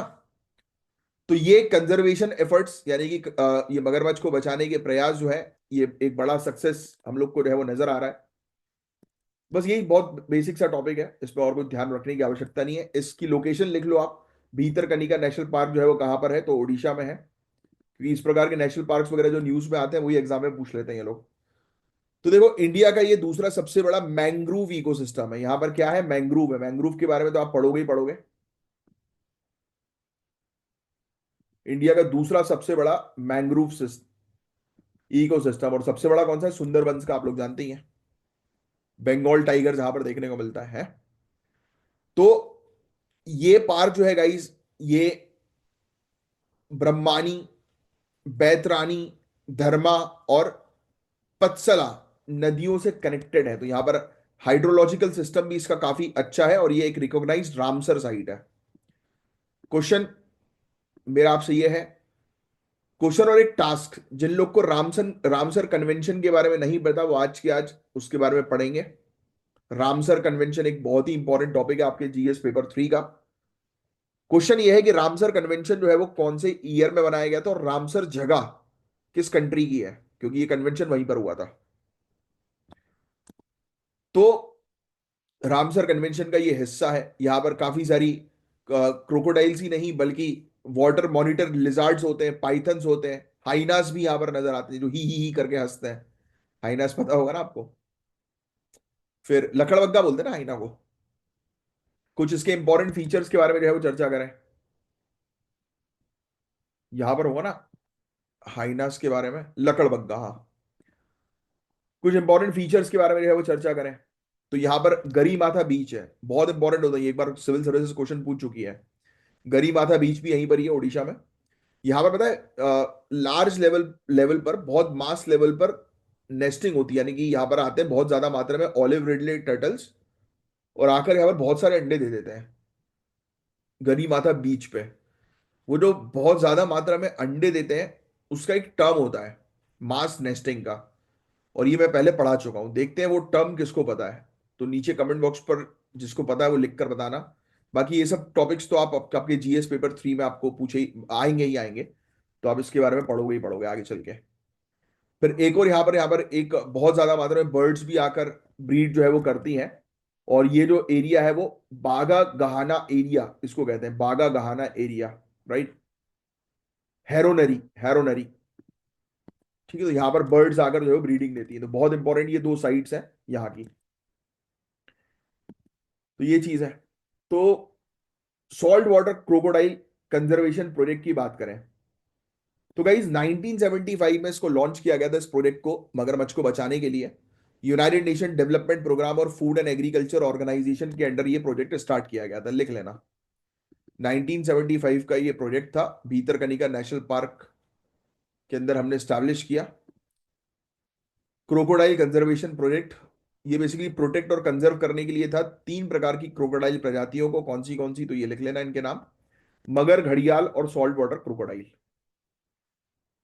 और बेसिकली इसमें यूनाइटेड नेशन डेवलपमेंट प्रोग्राम और फूड एंड एग्रीकल्चर ऑर्गेनाइजेशन ने जो है वो प्रयास जो है वो किए थे। ठीक है। क्रोकोडाइल की पॉपुलेशन डेंसिटी 5 से 6 इंडिविजुअल पर किलोमीटर की, यानी कि 1 किलोमीटर के एरिया पे आपको 5 से 6 क्रोकोडाइल्स जो है वो देखने को मिल रहे हैं, जो इनका गोल्स है। फिर ग्रो एंड रिलीज अप्रोच इनका था कि अंडे को कलेक्ट करें, इंक्यूबेशन करवाएं। इंक्यूबेशन समझते हो ना, कि अंडा टूटे बाहर, उससे क्रोकोडाइल निकले। फिर कैप्टिविटी में रियरिंग हो उनकी, यानी कि एक प्रोटेक्टेड एरिया में जो है वो उनको रखा जाए। फिर उनको उनके नेचुरल हैबिटेट में जो है वो रिलीज कर दिया जाए उनके पैदा होने के बाद। फिर उसके बाद फिर रिलीज के बाद उनको मॉनिटर करते रहो, देखते रहो। तो ये चीज आप कुछ आंकड़े समझ लो। आंकड़े ये कहते हैं कि भाई सन 2000 में सिर्फ 1192 क्रोकोडाइल्स थे, जो 2025 में बढ़कर 1826 हो गए। यानी कि 25 साल के पीरियड में अच्छा खासा 800 700 कुछ क्रोकोडाइल्स पर हमने जो है वो काम किया, 650 700 पे। और 2025 का सेंसस डेटा में, अब ये सब चीजें याद रखने की जरूरत नहीं, कितने अडल्ट है, कितने बच्चे हैं, कितने क्या है, तो वो सब काम का नहीं है आपके लिए। तो 2024 में ब्रीडिंग प्रोग्राम जो है वो बंद कर दिया गया क्योंकि पॉपुलेशन सैचुरेशन हो चुकी है, यानी कि अच्छी खासी हो चुकी है। लेकिन अंडे कलेक्शन और रियरिंग अभी भी टूरिज्म को प्रमोट कर रहे हैं, क्योंकि लोग छोटे मगरमच्छ को आगे पकड़ते हैं ना, फोटो खिंचवाते हैं। अब बड़े मगरमच्छ को पकड़ लिया तो वही पकड़ लेगा आके, क्या मतलब फिर। अब भीतर कनिका में पता है आपको 608 क्रोकोडाइल्स ऐसे हैं जो ह्यूमंस के लिए काफी डेंजर क्रिएट कर सकते हैं। 608 क्रोकोडाइल, कि सामने वाला व्यक्ति जो है वो हाथ मिलाने गया क्रोकोडाइल से कि हेलो, उसने हाथ ही निकाल लिया क्रोकोडाइल का। तो ह्यूमन वाइल्ड लाइफ कॉन्फ्लिक्ट बहुत ज्यादा चल रही है। इसमें इंसान भी तो मानता नहीं है ना, प्रॉब्लम ये भी तो है। इंसान माने तब तो कोई बात है। अच्छा, उससे पहले ये देख लो आप, 2025 का रेप्टाइल सेंसस जो था उसके अंदर काफी अच्छी हम टेक्नोलॉजी जो है वो लेकर आए। Time stamp camera app, right, जो बहुत इंपॉर्टेंट था, लिख लेना, टाइम स्टैम्प कैमरा ऐप। इसने वीडियोस रिकॉर्ड करना शुरू किया। जियो टैग किया हमने क्रोकोडाइल को, उसकी लोकेशन देखने के लिए कहाँ कहाँ जा रहा है वो, है। बेचारा क्रोकोडाइल को भी प्राइवेसी नहीं है उसकी, बेचारा अपनी गर्लफ्रेंड से मिलने जा रहा है और हम लोग उसको ट्रैक कर रहे हैं। वो भी सोचता होगा कि ये इंसान लोग भी ना, है। फिर हमने डिटेल सर्वे कलेक्ट जो है वो किया है इनका, कि जिससे कि टेक्नोलॉजी के माध्यम से ह्यूमन एरर जो है वो मिनिमाइज हो। अब ये चैलेंजेस देखो आप, जो मैंने पहले चैलेंज आपको बताया ह्यूमन वाइल्ड लाइफ कॉन्फ्लिक्ट का, बड़ी बुरी स्थिति है। 608 क्रोकोडाइल ऐसे हैं जो बहुत बड़ा खतरा जो है वो बन गए हैं। क्रोकोडाइल ह्यूमन कॉन्फ्लिक्ट बढ़ने लगे हैं क्योंकि ये नदियों और क्रीक्स में फ्रीली मूव करते हैं, नदियों में रहते हैं। इंसान को भी तो चुल्ली है ना। अच्छा, क्रोकोडाइल से एक चीज याद आई मुझे। ऐसे ये था, उस समय वो लगी हुई थी, क्या बोलते हैं, धारा 144 लगी हुई थी हमारे यहाँ पे। ये 2022 की बात है आई थिंक। और मेरे ख्याल से इलेक्शन का टाइम पीरियड था उस समय, धारा 144 कुछ लगी हुई थी यहाँ पे, लोकल इलेक्शन जो थे। तो भोपाल की बात कर रहा हूँ मैं। तो हमारे साथ दो अधिकारी थे, पुलिस वाले ही थे, अच्छी रैंक पे थे। तो उनमें से हमारे एक मित्र थे रवि राजपूत, जिनको मैं जानता था। दूसरे थे एक जाट थे, अमित जाट करके। तो ये हुआ ये था कि हम लोग मतलब ऑब्वियस ही बात है कि उस समय सब बंद रहता है। मैं पुरानी बात कर रहा हूँ तो समझ जाना। तो तो हमें कुछ पार्टी वगैरह करनी थी, तो मैंने कहा कि यार बहुत समय हो गया कि ओपन में पार्टी वगैरह नहीं हुई है। तो हम लोग पहुंचे वहाँ, एक यहाँ पर एक कलियासो डैम करके है हमारे यहाँ। तो वहां पर हम लोग पहुंचे थे ऑलमोस्ट 7:30, शाम के 7:30 8 बजे करीब। तो पूरे पुलिस वाले सभी जितने भी वहां पे टूरिस्ट वगैरह थे बैठे हुए थे, बेचारे लोग, उनको भगा रहे थे कि चलो जाओ घर, हो गया टाइम। और हमारी गाड़ी पीछे से आ रही थी, राइट, क्योंकि हम तो उन्हीं के साथ थे, तो कौन रोकेगा हमें। बस वहां पे गाड़ी लगाई, प्रोग्राम किया शुरू। अब फिर क्या होता है, अच्छा, उस क्षेत्र में कलियासुत के उस डैम में मगरमच्छ है। तो मुझे राजपूत साहब ने जो है बोला कि झाजी आप बिल्कुल टेंशन मत लेना। मैंने क्या, क्योंकि मैंने पूछा था उनसे कि यार यहाँ पे तो मगरमच्छ वगैरह भी होंगे बहुत। तो बोलते हाँ, बट झाजी आपको टेंशन लेने की जरूरत नहीं, वो यहाँ पे नहीं आएगा। मैंने कहा क्यों।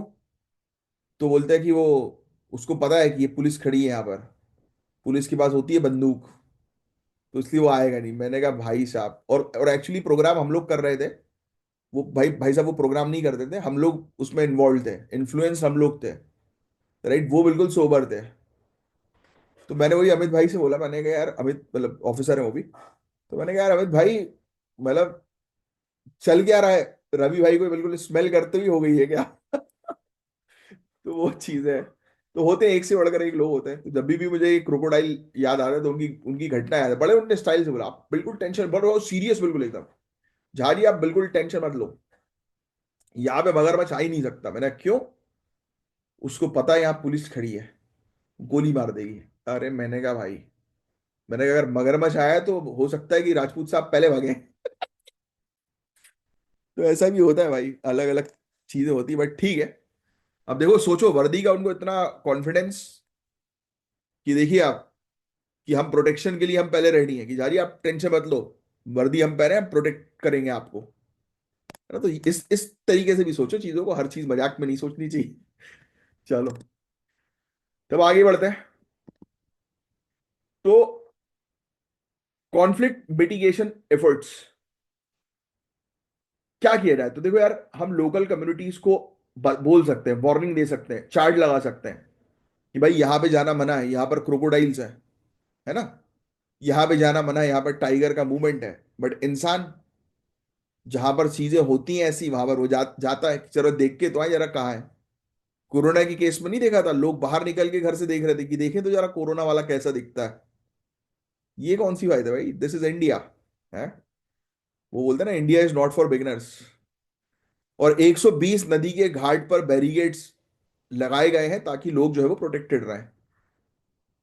अब लोग बैरिकेड क्रॉस करके आगे भागेंगे तो दिक्कत तो होगी ना यार।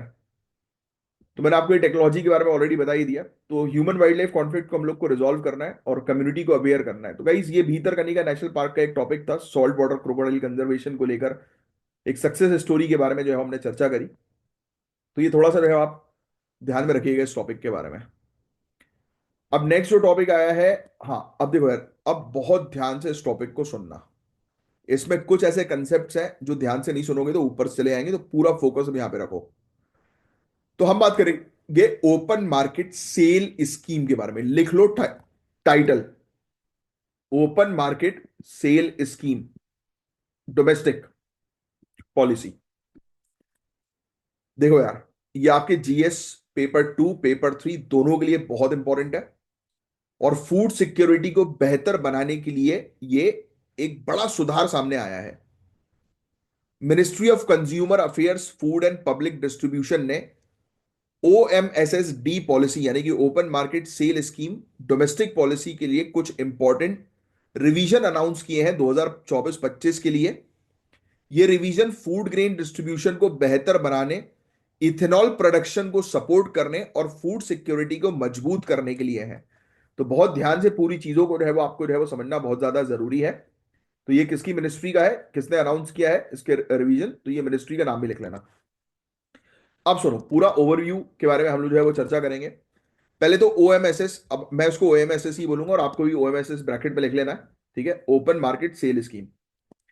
देखो, इसका मेन गोल ये है कि सरप्लस फूड ग्रेन, यानी कि फॉर एग्जांपल हमारे पास ज्यादा मात्रा में अगर प्रोडक्शन हो गया गेहूं का और चावल का, वीट और राइस का, तो इसको मार्केट में बेचना है ताकि प्राइस स्टेबलाइज हो सके और इन्फ्लेशन कंट्रोल हो सके, मुद्रास्फीति कंट्रोल हो सके। यानी कि आपको चावल और गेहूं को जो है वो अपने स्टॉक में, वेयर हाउसेज में रखे रखे सड़ाना नहीं है, आपको तुरंत उसको मार्केट में रिलीज कर देना है जिससे कि प्राइस स्टेबल हो जाए। पहला पॉइंट तो ये जो अनाज है ये बल्क कंज्यूमर्स, प्रोसेसर और रिटेल चेन को बेचे जाते हैं ई ऑक्शनिंग्स के थ्रू, यानी कि नीलामी लगती है और उसके थ्रू ये पूरे अनाज जो सरप्लस में रहते हैं हमारे पास उसको बेच दिया जाता है। स्टेट्स को भी नेशनल फूड सिक्योरिटी एक्ट के तहत अपनी एलोकेशन से ज्यादा ग्रेन परचेज करने का ऑप्शन मिलता है। यानी कि नेशनल फूड सिक्योरिटी एक्ट के तहत गवर्नमेंट जो फेयर प्राइस शॉप्स पर, यानी कि राशन शॉप पर जो फूड ग्रेन्स रखवाती है ना, तो इनको भी ऑप्शन मिलता है कि ये ज्यादा मात्रा में परचेज कर लें। तो ये है सबसे बड़ी पॉलिसी कि जब आपको क्या चीज समझ में आई कि जब हमारे यहां पर ग्रेन्स का, चावल और गेहूं का प्रोडक्शन अगर ज्यादा होगा तो हम उसको तुरंत मार्केट में जो है वो रिलीज करेंगे जिससे कि मार्केट के अंदर मुद्रास्फीति, इन्फ्लेशन और सप्लाई का जो इशू है वो कंट्रोल किया जा सके, प्राइस स्टेबिलिटी की जा सके। यहां तक बात क्लियर हुई। अब हम ई ऑक्शनिंग के थ्रू गेहूं को 10 से 100 मैट्रिक टन और चावल को 10 से 1000 मैट्रिक टन तक बेच सकते हैं। रिजर्व प्राइसेस को पीरियोडिकली एडजस्ट किया जाता है ताकि पॉलिसी ऑब्जेक्टिव्स को अचीव किया जा सके, यानी कि कम से कम इतने में बेचना है जिससे कि सबको रेहो बेनिफिट मिले, है ना, तो उसको भी एडजस्ट किया जाता है समय समय पर। अब देखो, फूड कॉर्पोरेशन ऑफ इंडिया, चावल का रिजर्व प्राइस है उसका 2250 रुपए प्रति क्विंटल, जो कि 550 रुपए कम है प्रीवियस प्राइस के। ये price uniformly across India apply होता है, जो स्टेट गवर्नमेंट, कॉर्पोरेशन और कम्युनिटी किचन्स और इथेनॉल प्रोड्यूसर्स के लिए फायदेमंद होगा। यानी कि फूड कॉर्पोरेशन ऑफ इंडिया ने बोला किसी को चावल चाहिए तो 2250 रुपए प्रति क्विंटल के हिसाब से उसको चावल जो है वो दिया जाएगा, जो कि पहले जो था ये 550 रुपए, ये कम प्राइस है, यानी कि हमने घटाकर जो है वो दिया है जिससे कि प्राइस भी स्टेबल जो है वो हो, इन्फ्लेशन भी जो है वो मॉनिटर कंट्रोल में जो है वो किया जाए। ठीक है, तो ये फैक्ट जो है वो थोड़ा सा आपको जो है वो ध्यान में रखना है। Are you getting this point? फिर इथेनॉल प्रोडक्शन के लिए भी, इथेनॉल प्रोडक्शन को भी रिवाइज्ड रिजर्व प्राइस का बेनिफिट मिलेगा, यानी कि इनको भी हम बेनिफिट देंगे जिससे कि इथेनॉल प्रोडक्शन जो है वो ज्यादा से ज्यादा और रेन्यूएबल एनर्जी के गोल्स भी जो है वो सपोर्ट किए जा सकें। तो अभी तक पूरे टॉपिक में आपको क्या चीज जो है वो समझ में आई कि हम हमारी कंट्री के अंदर जो बढ़ता हुआ अनाज का प्राइस है उसको स्टेबल करने के लिए इस स्कीम के तहत प्राइस को रिवाइज करते हैं, प्राइस को थोड़ा कम करते हैं और सप्लाई को बढ़ाते हैं जिससे कि मुद्रास्फीति भी कंट्रोल हो और प्राइस स्टेबिलिटी जो है वो हो सके, जिससे कि कंज्यूमर को भी बेनिफिट हो और प्रोड्यूसर को भी किसी प्रकार का नुकसान ना हो। ये बातें समझ में आ रही है सभी के अच्छे से? ठीक है, अब आगे बढ़ते हैं। फूड कॉर्पोरेशन ऑफ इंडिया की बात करें तो 1964 में इसको स्टैब्लिश किया गया था। अभी इन सब के आपको नोट्स नहीं बनाने थे, इसको बस समझना था इस पॉलिसी के बारे में कि आपको बस आइडिया होना चाहिए, बस दैट्स इट, है ना। फूड कॉर्पोरेशन ऑफ इंडिया जिनसे रिलेटेड अक्सर एग्जाम में क्वेश्चन पूछा जाता है कि 1964 में इसको स्टैब्लिश किया गया था, लिख लेना। फूड कॉर्पोरेशन एक्ट के थ्रू ये भी लिखना है, ठीक है। और इसका काम क्या है आपको ऑलरेडी इसका काम पता है, लिखने की जरूरत नहीं है। अनाज को खरीदना, स्टोर करना, डिस्ट्रीब्यूट करना, ये फूड सिक्योरिटी इंश्योर करता है और पब्लिक डिस्ट्रीब्यूशन सिस्टम के थ्रू ग्रेन्स डिस्ट्रीब्यूट करता है और मार्केट प्राइस को स्टेबलाइज करने का भी ये इंपॉर्टेंट रोल प्ले करता है, ठीक है। और आपको बता दें कि डायरेक्ट बेनिफिट ट्रांसफर और वन नेशन और फिर one MSP, minimum support price जो पॉलिसी है, इसको इंप्लीमेंट किया गया है जो ट्रांसपेरेंसी को बढ़ाती है। डिजिटल प्रोक्योरमेंट किए जाते हैं, मॉडर्न सीलोस का उपयोग किया गया है ताकि स्टोरेज और ट्रांजिट लॉस को जो है वो कम किया जाए। Artificial intelligence based grain analysis और डिजिटल क्वालिटी लैब से प्रोक्योरमेंट प्रोसेस को ट्रांसपेरेंट और एफिशिएंट बनाया गया है। ठीक है। अब देखो क्या होगा इससे, रिजर्व प्राइस को कम करके ग्रेन्स की एक्सेसिबिलिटी जो है वो और भी लोगों तक पहुंचाई जाएगी कि लोगों को जो है वो बेटर ग्रेन्स मिले सस्ते में।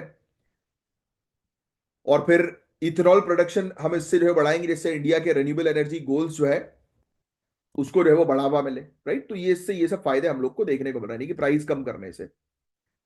बस और कुछ नहीं है इसके अंदर का, इसके अंदर और कुछ समझने वाली जो है वो ऐसा चीज नहीं है। तो ओ एम एफ एस में हमने जो है वो क्या किया कि प्राइस जो है वो ग्रेन्स के जो है वो थोड़े से कम किए, जिससे कि जो है वो फूड सिक्योरिटी हम अचीव कर पाए और इन्फ्लेशन मुद्रा फीसदी को जो है वो थोड़ा सा कंट्रोल कर सके बस। अब अगेन एक और जो टॉपिक जो अब आपके सामने आ रहा है ये भी बहुत इंपॉर्टेंट है, बहुत ध्यान से सुनना, नहीं तो कंसेप्ट जो है वो क्लियर नहीं हो पाएगा। अभी जैसे मैंने आपको ये पॉलिसी का कंसेप्ट जो है वो बताया है ना, तो आपको क्लियर हो गया कि हाँ भाई ये पॉलिसी किस पर्पस के लिए लाई गई। अब ये जो चीज बताऊंगा इस पर भी फोकस करना, क्योंकि हम बात करेंगे प्रिंसिपल पर्पस टेस्ट के बारे में, पीपीटी के बारे में, जो इंडिया के डबल टैक्स अवॉइडेंस एग्रीमेंट में अप्लाई होती है। तो ये आपसे डायरेक्ट क्वेश्चन पूछ सकते हैं, ये जीएस पेपर 2, 3 प्रीलिम सबके लिए बहुत इंपॉर्टेंट है ना। रिसेंटली हुआ यह है कि central board of direct taxes ने पीपीटी यानी कि प्रिंसिपल पर्पस टेस्ट की एप्लीकेबिलिटी के लिए नई गाइडलाइन जारी किए हैं। अब पीपीटी का मेन एम क्या है? टैक्स अवॉइडेंस को रोकना और ट्रीटी मिसयूज को प्रिवेंट करना। क्या है इसका मेन ऑब्जेक्टिव पीपीटी का? टैक्स अवॉइडेंस को रोकना। पहले तो लिख लो यार आप, सीबीडीटी ने नई गाइडलाइन जो है वो जारी की है पीपीटी के लिए, और ये इंडिया के डबल टैक्स अवॉइडेंस एग्रीमेंट के अंडर आती है। एज इट इज पूरी चीज लिखो। फिर ये वाला पॉइंट भी बिल्कुल एज इट इज पूरा लिखना है कि पीपीटी का मेन ऑब्जेक्टिव क्या है, कि जो ये ट्रीटीज हम लोग करते हैं दूसरी कंट्रीज के साथ, तो उस ट्रीटी का मिसयूज ना हो और लोग किसी प्रकार से टैक्स को अवॉइड ना करें। टैक्स पे करना जरूरी है। ठीक है। और इसी चीज को हम समझेंगे कि ये प्रोविजन कैसे काम करते हैं और इससे किस तरह से ग्लोबल टैक्स स्टैंडर्ड को फॉलो किया जाता है। तो पहले हेडलाइन डाल दो पीपीटी, प्रिंसिपल पर्पस टेस्ट। अब यहां ध्यान से सुनो, ये एक गाइस आप कह सकते हो टूल है। प्रिंसिपल पर्पस टेस्ट क्या है? ये एक टूल है, ये एक तरीका है base erosion and profit sharing framework का, जो टैक्स ट्रीटी मिसयूज को रोकता है। यानी कि सिंपल तौर पर हमने अगर किसी कंट्री के साथ कोई एग्रीमेंट किया है टैक्सेशन को लेकर, तो उस एग्रीमेंट का कोई भी ट्रेडर जो है वो मिसयूज ना कर पाए, किसी भी प्रकार से उसके लूप होल से बचकर टैक्स को बचाने का अगर वो काम कर रहा है इलीगल मींस के थ्रू, तो हम उसको रोक लें, या किसी लूप होल के थ्रू वो टैक्स बचा रहा है तो हम उसे रोक लें। तो ऐसी चीज नहीं होनी चाहिए, इसके लिए ये पीपीटी है। तो आपको समझ में आ चुका पीपीटी क्या है, कि आपस में कंट्रीज के बीच में जब भी कोई ट्रीटी होती है टैक्सेशन को लेकर, तो उस बीच कोई ट्रेडर उसका फायदा ना उठा ले या उसके लूप होल का फायदा ना उठा ले, तो उसको रोकने के लिए टेस्ट, प्रिंसिपल पर्पस टेस्ट हम लोग को देखने को मिल रहा है। ठीक है। अब ये टेस्ट ये दिखाता है, जो मैंने भी आपको बताया, कि कोई भी बिजनेस, कोई भी ट्रेडर जेन्युइनली कमर्शियल है या टैक्स अवॉइड करने के लिए डिजाइन किया गया है। समझना आप, कई बार ऐसा होता है कि कुछ लोग किसी ट्रेडर को, यानी कंपनी की बात कर रहा हूं मैं, या किसी बिजनेस को इस प्रकार से जो है वो तैयार करते हैं कि वो सिर्फ टैक्सेस बचा सके। यानी कि उन्हें कंपनी खोल दी जो कंपनी सिर्फ टैक्सेस बचाने का काम करेगी उनके लिए। होता है ऐसा, कई बार होता है। लोग अपने, जैसे कॉमन तरीके से मैं आपको समझाऊं, तो कई केसेस में लोग टैक्सेस बचाने के लिए सीए हायर करते हैं, फिर सीए बताता है उनको कि ये खर्चा शो कर देते हैं पर वो खर्चा शो कर देते हैं, तो वो बोलता है अरे हाँ हाँ ऐसा कर लो ऐसा कर लो, है ना। तो ये कहीं ना कहीं से अवॉइडेंस होता है, स्मार्ट तरीके होते हैं कि कैसे टैक्सेस जो है वो बचाना है। जैसे आपके ऊपर टैक्स की लायबिलिटी 5 लाख रुपए आ गई है ना, अब सीए के पास जाकर बैठो, वो 5 लाख से जो है वो मिनिमम 1 लाख 1.5 लाख तक जो है वो निपटा देगा पूरे मैटर को। वो ऐसे ऐसे खर्चे मेंशन जो है वो कर देगा कि आपको फायदा मिलेगा। होता है ऐसा, ऐसा होता है। तो इंटरनेशनली ऐसा ना हो, इसके लिए हमने ये प्रिंसिपल पर्पस टेस्ट बनाया है कि भाई सरकार को पैसा चाहिए, कोई बच के ना जाए, है ना। तो इसका ऑब्जेक्टिव प्राइमरी पर्पस यही है, टैक्स सेविंग, टैक्स टैक्स की बचत हो, ट्रीटी के बेनिफिट जो है वो डिनाई ना हो। भाई अगर हमने ट्रीटी करी है तो उसके बेनिफिट डिनाई ना हो, लिखा भी हुआ है कि कोई भी बिजनेस अरेंजमेंट यानी कि बिजनेस कंपनी जेन्युइनली कमर्शियल या फिर प्राइमरली डिजाइन की गई हो, उसको टैक्स को अवॉइड करने के लिए, तो उसकी जांच करना, उसको रोकना कि वो ऐसे ना कर पाए, है ना, और टैक्स ट्रीटी का मिसयूज ना हो, इसको रोकना। तो पहला पॉइंट आप यही लिख लो कि ये किसके अंडर है, बीईपीएस फ्रेमवर्क के अंडर है, और ब्रैकेट में लिखना है इसका काम क्या है, टैक्स ट्रीटी के मिसयूज को रोकना। फिर आप लिखो ये जांच करेगी, एग्जामिन करेगी कि क्या कोई बिजनेस ऐसा है जो पर्पसली यानी कि जानबूझकर जानबूझकर क्या कर रहा है, टैक्स को अवॉइड करने की कोशिश कर रहा है, उसकी जांच की जाएगी। और और अगर प्राइमरी पर्पस टैक्स बचाने का, ट्रीटी बेनिफिट का जो है, उसको जो है वो डिनाई करना है, रोकना है। और ग्लोबल स्टैंडर्ड जैसे कि बीईपीएस एक्शन प्लान 6 और United nation model tax convention जो है वो गाइड करती है एप्लीकेशन और इंश्योर करती है इसकी कंसिस्टेंसी और फेयरनेस। ये दो पॉइंट मत लिखना, बस इतना लिखना है जितना मैंने मार्क किया है।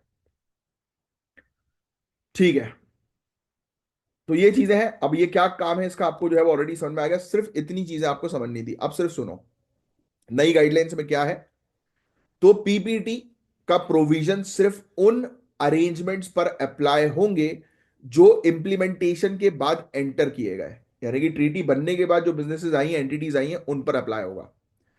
पास इन्वेस्टमेंट स्पेशली 1 अप्रैल 2017 के पहले के किए गए इन्वेस्टमेंट्स को एग्जेम्प्ट कर दिया है, हटा दिया है, जो रेट्रोस्पेक्टिव स्क्रूटनी से बचेंगे। यानी कि पुराने, अगर किसी ने पुराने अरेंजमेंट एग्रीमेंट्स किए, पुराने कुछ डील करी है जिसके आधार पर वो टैक्सेशन बचा रहे हैं, तो उसको हम लोग एग्जेम्प्ट कर रहे हैं। जो अभी यानी कि अब जब हम किसी कंट्री के साथ डबल टैक्सेशन अवॉइडेंस एग्रीमेंट कर रहे हैं, तो उसके बाद अगर कोई कंपनी स्टैब्लिश हो रही है या जानबूझकर कोई अवॉइड करने की कोशिश कर रहा है, तो उस पर कार्रवाई होगी। बस इतनी तो बहुत बेसिक चीज है, ये लिखने की जरूरत नहीं है। अब एक है ग्रैंड फादरिंग प्रोविजन। ये बड़ा धांसू चीज है जो आपको समझना भी जरूरी है। सिप्रस, मॉरिशियस और सिंगापुर के साथ एग्रीमेंट्स को स्पेसिफिक एग्जेम्पशंस मिलती हैं due to pre existing bilateral commitments. यानी कि सिंपल शब्दों में, कि हमने उन कंट्रीज के साथ ऑलरेडी पहले से जो है वो डील कर रखी है कम टैक्सेस की, तो इसलिए इनको कुछ तरीके से एग्जाम कर दिया जाता है। इन एग्रीमेंट्स के तहत किए गए इन्वेस्टमेंट्स को ओरिजिनल ट्रीटी टर्म्स के अकॉर्डिंग हैंडल किया जाएगा। तो ये लिखने की जरूरत नहीं, क्योंकि ये सब बेसिक गाइडलाइंस है। और फिर इसके अलावा जो टैक्स अथॉरिटीज हैं उनको इंटरनेशनल फ्रेमवर्क जैसे कि बीईपीएस एक्शन प्लान 6 और United nation model tax convention के रेफरेंस लेने की सलाह दी गई। यानी कि जितनी हमारी टैक्स की अथॉरिटीज हैं, ऑफिसर्स हैं, तो उनको कहा गया कि आप इंटरनेशनल स्टैंडर्ड्स में जो गाइडलाइंस मौजूद है, जो इंटरनेशनल स्टैंडर्ड्स हैं, उनके अकॉर्डिंग चलो। और ये फ्रेमवर्क ट्रीटी अब्यूज को एड्रेस करती है, यानी कि ट्रीटी का कोई मिसयूज ना करे, उसके लिए ये बनाई गई है। बस इतनी चीज आपको समझनी है। अब डबल टैक्सेशन अवॉइडेंस एग्रीमेंट का एक मैं आपको ओवरव्यू देता हूं। हालांकि इकोनॉमिक्स के अंदर ये आप टॉपिक पढ़ोगे ही, अभी मत लिखना क्योंकि ये टॉपिक आपका इकोनॉमिक्स में आ गया। चाहो तो ये टॉपिक का टाइटल बस डाल लो, राइट। अगर आपने इकोनॉमिक्स में इस टॉपिक को डिटेल में नहीं पढ़ा है तो पढ़ना, इकोनॉमिक्स में आपको मिल जाएगा ये। और इवन इंटरनेशनल रिलेशंस में भी आता है ये। डबल टैक्स अवॉइडेंस एग्रीमेंट्स, तो ये दो कंट्रीज के बीच की ट्रीटीज होती हैं, जो मैं आपको ऑलरेडी बता चुका हूं, जो क्रॉस बॉर्डर इनकम पर डबल टैक्सेशन को अवॉइड करती हैं। इनका ऑब्जेक्टिव होता है कि कोई व्यक्ति जहां से इनकम कर रहा है वहां से वो टैक्स दे दे, और उसने अगर एक बार किसी कंट्री के अंदर टैक्स दे दिया तो उसको दूसरी कंट्री में टैक्स देने की जरूरत ना पड़े। तो इसका मेन फोकस ये होता है, राइट। पता लगे कि वो दूसरी कंट्री में जहां पर कमा रहा है वहां पर भी उसने टैक्स दे दिया, जिस कंट्री में रह रहा है वहां पर भी उसने टैक्स दे दिया, तो उसके हाथ में बचेगा ही क्या, राइट। तो ये मेन ऑब्जेक्टिव वो रहता है, जिससे कि लोग ज्यादा ट्रेड करें, क्रॉस बॉर्डर ट्रेड ज्यादा बढ़े। तो ड्यूअल टैक्सेशन से बचाने के लिए मैंने आपको बताया कि इनकम एक ही कंट्री में टैक्स होती है ट्रीटी टर्म्स के आधार पर, यानी कि दो कंट्रीज के बीच में ट्रीटी हुई तो उनकी जो भी ट्रीटी होगी उस अकॉर्डिंग टैक्सेशन जो है वो वसूला जाएगा। और इनका ऑब्जेक्टिव होता है टैक्स एवेजन को रोकना, जो ट्रांसपेरेंसी और कॉपरेशन के थ्रू होता है। और इसमें काफी सारी चीजें कवर्ड भी रहती हैं, जैसे कि double taxation avoidance agreement business profits, dividends, royalties और कैपिटल गेन जैसी इनकम टाइप्स को कवर करता है। यानी कि आपने किसी कंपनी के डिविडेंड्स, यानी कि इक्विटी शेयर होल्डर है आप उसके, तो उसमें आपको जो भी फायदा हो रहा है तो उसके अकॉर्डिंग टैक्सेशन भी लगाए जाते हैं। अब कैपिटल गेन आपको पता होगा, फॉर एग्जाम्पल आज आपने जो है वो अपना एक घर जो है वो खरीदा 2 करोड़ रुपए में, है ना। आज से जो है वो 10 साल बाद उस घर की कीमत जो है वो हो गई 20 करोड़ रुपए, है ना। तो आपको 18 करोड़ रुपए का जो है वो प्रॉफिट जो है वो, तो उस पर कैपिटल गेन टैक्स लगेगा, 30% है ना मेरे ख्याल से। तो वो आपको जो है वो चुकाना पड़ेगा, या फिर उसकी जगह दूसरा इन्वेस्टमेंट करना पड़ेगा, ये भी एक ऑप्शन होता है। तो ये सब चीजें जो है वो लागू होंगी। इंडिया ने 94 double tax avoidance agreement sign किए हैं, लिख लो ये वाला पॉइंट जरूर लिख लेना। Including countries with Australia, Germany, USA, Mauritius. समझ में आ रही है ना आपको ये पूरी पूरी कहानी जो मैं आपको बता रहा हूं? मैं पढ़ा रहा हूं आपको, तो आपको क्लियर हो रही है ना पूरी चीज? ऐसे तो नहीं है कोई चीज क्लियर ना हो रही हो।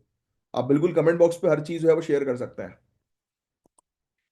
अब ये भी सुन लो, अब ये लिख लो सिर्फ base erosion and profit sharing, क्योंकि ये भी आप इकोनॉमिक्स के अंदर पढ़ोगे, इसको डिटेल में अभी के लिए लिखने की जरूरत है। आई डोंट वांट यू कि आप दो दो जगह करंट अफेयर्स में भी नोट्स बनाओ, जीएस के भी नोट्स बनाओ, ज्यादा नोट्स बनाने की जरूरत नहीं। क्योंकि ये टॉपिक भी आप जीएस में पढ़ोगे, चाहो तो सिर्फ टाइटल लिख लो, जिससे कि जीएस पे अगर बाई चांस कभी ना पढ़ो तो आप अपनी जीएस की फैकल्टीज को बोल सकते हो कि ये टॉपिक समझाए। तो बाकी अभी तो मैं आपको समझा रहा हूँ, एक आइडिया तो मैं आपको दूंगा ही। तो base erosion and profit sharing क्या है? ये एक ग्लोबल इनिशिएटिव है, जो organisation for economic cooperation development और G20 के द्वारा लीड किया जाता है। यानी कि ये दो ऑर्गेनाइजेशन लीड करती है इस पूरे फ्रेमवर्क को, है ना। अब ये टैक्स अवॉइडेंस स्ट्रेटेजी को टैकल करता है, मतलब जो चीज अभी आपने देखी ना, डबल टैक्सेशन अवॉइडेंस एग्रीमेंट, ये दो कंट्रीज के बीच में, ये इंटरनेशनल स्टैंडर्ड है। यानी कि ये बोलता है कि सभी कंट्रीज हमारे इन स्टैंडर्ड्स को फॉलो करें। प्रॉफिट शेयरिंग और एक्सेसिव डिडक्शन को रोकने के लिए ये फ्रेमवर्क इंप्लीमेंट किए गए हैं, कि भाई आपको जो भी प्रॉफिट हो रहा है, नहीं कि दो गवर्नमेंट्स को जो भी प्रॉफिट हो रहा है वो आपस में शेयर करो, है ना। जो भी आप प्रॉफिट होता है टैक्स, वो आपस में शेयर करो। या फिर ऐसा भी नहीं होना चाहिए कि भाई आप ज्यादा डिडक्शन कर रहे हो अपने ट्रेड को बढ़ाने के लिए, अनफेयर प्रैक्टिस कर रहे हो, वो भी गलत है। तो इसके अंदर पूरी गाइडलाइंस होती हैं। और इंडिया ने बीईपीएस फ्रेमवर्क, इंडिया की अगर मैं चर्चा करूं, तो इंडिया ने बीईपीएस फ्रेमवर्क को अडॉप्ट किया है और मिनिमम स्टैंडर्ड्स बीईपीएस एक्शन 6 को फॉलो करते हुए ट्रीटी अब्यूज को प्रिवेंट करने के लिए काम किए हैं। इसमें इंपॉर्टेंट पिलर के अंदर प्रॉफिट रिलोकेशन है, और ग्लोबल मिनिमम कॉर्पोरेट टैक्स 15% का है, ठीक है। तो ये ग्लोबल मिनिमम कॉर्पोरेट टैक्स के बारे में भी आपको पता होना चाहिए। ये भी एक अपने आप में एक बहुत इंपॉर्टेंट टॉपिक था, जो 2022-23 में जो है वो चला था काफी ज्यादा, 23-24 में, सॉरी। अब United nation model tax convention की बात करें, तो ये भी एक फ्रेमवर्क है जो यही बोलता है भाई कि टैक्स ट्रीटीज को नेगोशिएट करते वक्त इसको यूज करते हैं। डेवलपिंग कंट्रीज के लिए होता है ये कन्वेंशन टैक्सिंग राइट्स को जो है वो क्लैरिफाई करता है, कि बताता है कि भाई किसके टैक्स के राइट्स कितने हैं, अधिकार कितने हैं। और टैक्स इवेशन, टैक्स की चोरी को जो है वो रोकने पर फोकस करता है। ठीक है, बस और कुछ नहीं है इसके अंदर। तो देखो यार, ये गाइडलाइंस ने पीपीडी प्रोविजन और ग्रैंड फादरिंग क्लॉज के इंटरैक्शन को क्लैरिफाई किया, जो इन्वेस्टर्स के लिए स्टेबिलिटी प्रोवाइड कराएगा। क्योंकि इनको क्लैरिटी मिल गई ना ग्रैंड फादरिंग में, हमने देखा कि सिप्रस, मॉरिशियस, सिंगापुर ट्रीटीज के केस में क्लैरिटी हो गई कि भाई इनमें एग्जेम्पशन दिया जाएगा। तो क्लैरिटी इज वेरी इंपॉर्टेंट। इसका मिसयूज ना हो उस पर फोकस किया जा रहा है ना। ठीक है, बस यही चीज है गाइस, और कुछ नहीं है इसके अंदर, समझने वाली बात है। बस दैट्स इट। अब नेक्स्ट टॉपिक जो है हमारा, डीआरडीओ ने स्क्रैमजेट इंजन की टेस्टिंग करी है। पहले इस टॉपिक को सुन लो। GS paper 3 science and technology prelims के पॉइंट ऑफ व्यू से काफी इंपॉर्टेंट टॉपिक है ये। तो स्क्रैमजेट इंजन होता क्या है, किसी को पता है? ये पहले भी मैं आपको पढ़ा चुका हूं यार, स्क्रैमजेट इंजन के बारे में। जिसको पता है वीडियो को पॉज करके एक बार इसकी एक सिंगल लाइन में डेफिनेशन बता दो मुझे, एक्सप्लेनेशन दे दो सिंगल लाइन में। तो देखो यार, स्क्रैमजेट इंजन एक प्रकार का एयर ब्रीदिंग इंजन होता है। क्या होता है? एयर ब्रीदिंग इंजन, पहला पॉइंट, जो सुपरसोनिक स्पीड पर काम करता है। ये इंजन अपनी फ्यूल एफिशिएंसी और हाई स्पीड परफॉर्मेंस के लिए जाना जाता है। एयर ब्रीदिंग इंजन का मतलब क्या है?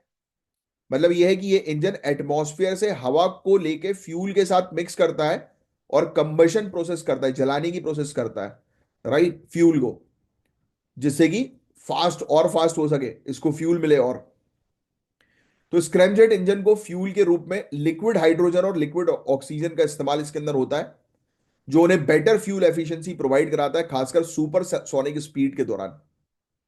तो अभी हुआ यह है कि DRDO, defence research and development organisation जो है हमारी, इसका हेडक्वार्टर कहां पर है? डीआरडीओ को नीचे कमेंट बॉक्स में लिख कर दो अभी कभी, कि where is the headquarter of DRDO. तो इसने indigenous thermal barrier coating develop किया है। क्या? इंडिया का बनाया गया थर्मल बैरियर कोटिंग, जो एक्सट्रीम टेम्परेचर पर काम कर सकता है, जो स्क्रैमजेट इंजन के कंबशन प्रोसेस के दौरान जनरेट होता है। थर्मल बैरियर कोटिंग का उपयोग इंजन के पार्ट्स को एक्सट्रीम हीट से बचाने के लिए होता है, और ये डीआरडीओ की एडवांस्ड रिसर्च का रिजल्ट है जो हमारी डिफेंस कैपेबिलिटीज को और स्ट्रांग बनाता है। ये काम कैसे करेगा, तो देखो यार, स्क्रैमजेट इंजन टर्बोजेट इंजन से काफी अलग होता है, जिसमें कोई भी मूविंग पार्ट्स नहीं होते। ये इंजन इनलेट कंबस्टर, यानी कि जहां पर फ्यूल जलता है, और नोजल, इनके थ्रू काम करता है। इनलेट मतलब हवा को इंजन के अंदर ले जाता है, जिससे सुपरसोनिक स्पीड तक कंप्रेस किया जाता है। और कंबस्टर, ये हवा और फ्यूल के साथ मिक्स करके बर्न होता है, यानी कि कंबस्ट होता है, उसकी प्रोसेस को स्टार्ट करता है। और नोजल, यानी कि जैसी कंबशन से जो गैसेस निकलती हैं हाई स्पीड पर, वो उसको बाहर कर देता है इंजन से। तो इसके अंदर तीन पार्ट्स होते हैं, कोई भी मूविंग पार्ट जो है वो नहीं होता स्क्रैमजेट के अंदर, जो टर्बोजेट इंजन में होते हैं। टर्बोजेट इंजन में मूविंग पार्ट्स होते हैं, इसमें कोई मूविंग पार्ट नहीं होते, इसलिए यह इंजन सिंपल और रिलायबल माना जाता है। अब स्क्रैमजेट इंजन काफी एफिशिएंट भी होते हैं गाइस, सुपरसोनिक स्पीड पर कंबशन अचीव करते हैं और फ्यूल को ज्यादा से ज्यादा बचाने में काम करते हैं। कोई भी मूविंग पार्ट इसमें नहीं होता, इसलिए लंबे समय तक चल जाता है। और ये इंजन हाई स्पीड एयरक्राफ्ट और मिसाइल के लिए बहुत बेहतरीन माने जाते हैं, क्योंकि ये हाइपरसोनिक स्पीड तक काम कर सकते हैं। तो जो 5 मैक से भी ज्यादा स्पीड जिनकी होती है, क्या मुझे बता सकते हो 1 मैक इक्वल्स टू कितने किलोमीटर प्रति घंटे, और 5 मैक इक्वल्स टू कितने किलोमीटर प्रति घंटे? देखते हैं किसको इसके बारे में पता है। मैक यानी कि MACH की बात करो, मार्च नहीं बोलना, इसको मैक बोलते हैं। अब स्क्रैमजेट इंजन में बट कुछ प्रॉब्लम भी है। इसमें एक्सट्रीम टेम्परेचर जनरेट होता है, यानी कि बहुत इंजन गर्म हो जाता है, इंजन के पार्ट्स को डैमेज कर सकता है ये इतनी गर्मियों के कारण। और डीआरडीओ ने इस चैलेंज को सॉल्व करने के लिए ही थर्मल बैरियर कोटिंग डेवलप करी है इंडिया के अंदर। तो याद रखना, thermal barrier coating scramjet engine जो बहुत ज्यादा गर्म हो जाता है उसको ठंडा रखने के लिए की गई है। और ये इंजन सुपरसोनिक स्पीड पर ऑपरेट करते हैं, जो मैं आपको ऑलरेडी बता चुका हूं, जो उनके डेवलपमेंट और टेस्टिंग को काफी कॉम्प्लेक्स बनाता है। तो याद रखिएगा। और स्क्रैमजेट टेक्नोलॉजी का फ्यूचर है hypersonic flight guys. Hypersonic aircraft और हाइपरसोनिक मिसाइल को डेवलप करने में ये इंजन बहुत इंपॉर्टेंट रोल प्ले कर सकता है, जो 5 मैक से भी ज्यादा स्पीड अचीव करते हैं हाइपरसोनिक फ्लाइट्स। और स्क्रैमजेट इंजन को स्पेस एक्सप्लोरेशन में भी उपयोग किया जा सकता है, जहां स्पीड और फ्यूल दोनों एफिशिएंटली क्रिटिकल रहते हैं। ऑब्वियसली बात है कि स्पेस मिशंस में हमें स्पीड भी चाहिए और फ्यूल को एफिशिएंटली यूज भी करना है। इवन डिफेंस में भी स्क्रैमजेट इंजन की इंपॉर्टेंस है, जो हाई स्पीड मिसाइल और स्टेल्थ एयरक्राफ्ट को जो है वो सपोर्ट कर सकते हैं। तो स्क्रैमजेट इंजन के बारे में मैंने आपसे ये चर्चा करी है।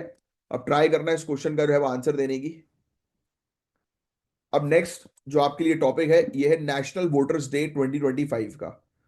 तो यार, नेशनल वोटर्स डे 2025 जो हर साल 25 जनवरी को मनाया जाता है, ये दिन गाइज किस पर्पस के लिए था, पहले ध्यान से सुन लो फिर इसका आंसर बताना। ये इस दिन इलेक्शन कमीशन ऑफ इंडिया को स्टैब्लिश किया गया, जो 1950 में हम लोग को देखने को मिली थी, 25 जनवरी 1950। और नेशनल वोटर्स डे का पर्पस है कि लोगों को वोटिंग की इंपॉर्टेंस के बारे में जागरूक करना और डेमोक्रेटिक प्रोसेस में उनके पार्टिसिपेशन को बढ़ाना। तो नेशनल वोटर डे हर साल 25 जनवरी को मनाया जाता है, जिसे हम इंडिया के इलेक्शन प्रोसेस को और मजबूत कर सकें। और ये दिन इलेक्शन कमीशन ऑफ इंडिया के एस्टैब्लिशमेंट को याद दिलाता है, जो 2050 में बना था। तो ये फैक्ट याद हो जाना चाहिए आपको। इसकी थीम याद रखना, 2025 की इसकी थीम है nothing nothing like voting, I vote for sure. क्या? Nothing like voting, I vote vote for sure. जो लोगों को वोटिंग की इंपॉर्टेंस समझाने और उन्हें वोटिंग प्रोसेस में एक्टिवली एंगेज करने का मैसेज दे रहा है। ये थीम गाइस वोटर पार्टिसिपेशन को प्रमोट करती है और हर सिटीजन को अपनी डेमोक्रेटिक ड्यूटी को समझने की तरफ मोटिवेट करती है। तो इसके इंपॉर्टेंस भी है, जैसे कि इलेक्टोरल पार्टिसिपेशन को प्रमोट करना, वोटर्स के बीच में अवेयरनेस क्रिएट करना, ज्यादा से ज्यादा लोग जो है वो इस प्रोसेस में शामिल हो, उस पर फोकस करना। और इंडिया का वोटर बेस अब 100 करोड़ के करीब पहुंच रहा है, जो डेमोक्रेसी में सभी सिटीजन्स के पार्टिसिपेशन का प्रमाण है। तो इलेक्टोरल जेंडर रेशियो में भी इंप्रूवमेंट देखे गए हैं। 2024 में 948 था, जो 2025 में 954 हो गया, यानी कि ज्यादा से ज्यादा महिला जो है वो पार्टिसिपेट कर रही है वोटिंग में भी। ठीक है। फिर आज आज का एक टास्क है आपके लिए, आपको इलेक्शन कमीशन ऑफ इंडिया के बारे में पढ़ना है। राइट, तो ये था गाइस पूरा ओवरऑल टॉपिक जो मैंने अभी आपको बताया। इसके आंसर देना। और ये एक और देखो, सुपरसोनिक हाइपरसोनिक टेक्नोलॉजी जिसके बारे में आपको बताई, सुपरसोनिक से भी ज्यादा एडवांस टेक्नोलॉजी है ये। तो इससे रिलेटेड एक क्वेश्चन है, टेक्निकल क्वेश्चन है, ट्राई करना टेक्निकल क्वेश्चन का आंसर देने की। पहले इसके बारे में अच्छे से पढ़ो, इससे रिलेटेड नोट्स बनाओ, फिर इसके आंसर दो। 1 घंटा दो इस क्वेश्चन में, जिससे जिससे कि आप पूरे नोट्स भी तैयार कर लो, टॉपिक भी समझ लो, और फिर उसका बेहतरीन आंसर दो। और आप अगर पेड ग्रुप में ऑलरेडी हैं तो अपनी फैकल्टीज वगैरह से अपने आंसर्स वगैरह चेक करवा सकते हैं आप, यानी कि आपको जो भी डाउट्स है आप डायरेक्टली वहां पर क्लियर करें, क्योंकि फायदा आपको लेना है। और जिनको भी पेड ग्रुप ज्वाइन करना है, ये दिए गए नंबर पर आप कांटेक्ट जो है वो कर सकते हैं। तो चलिए बॉस, साइन ऑफ करता हूं मैं, मिलेंगे कल। होपफुली आपको लेक्चर अच्छा लगा होगा, अच्छा लगा है तो कमेंट बॉक्स पे जरूर बताना। जय हिंद।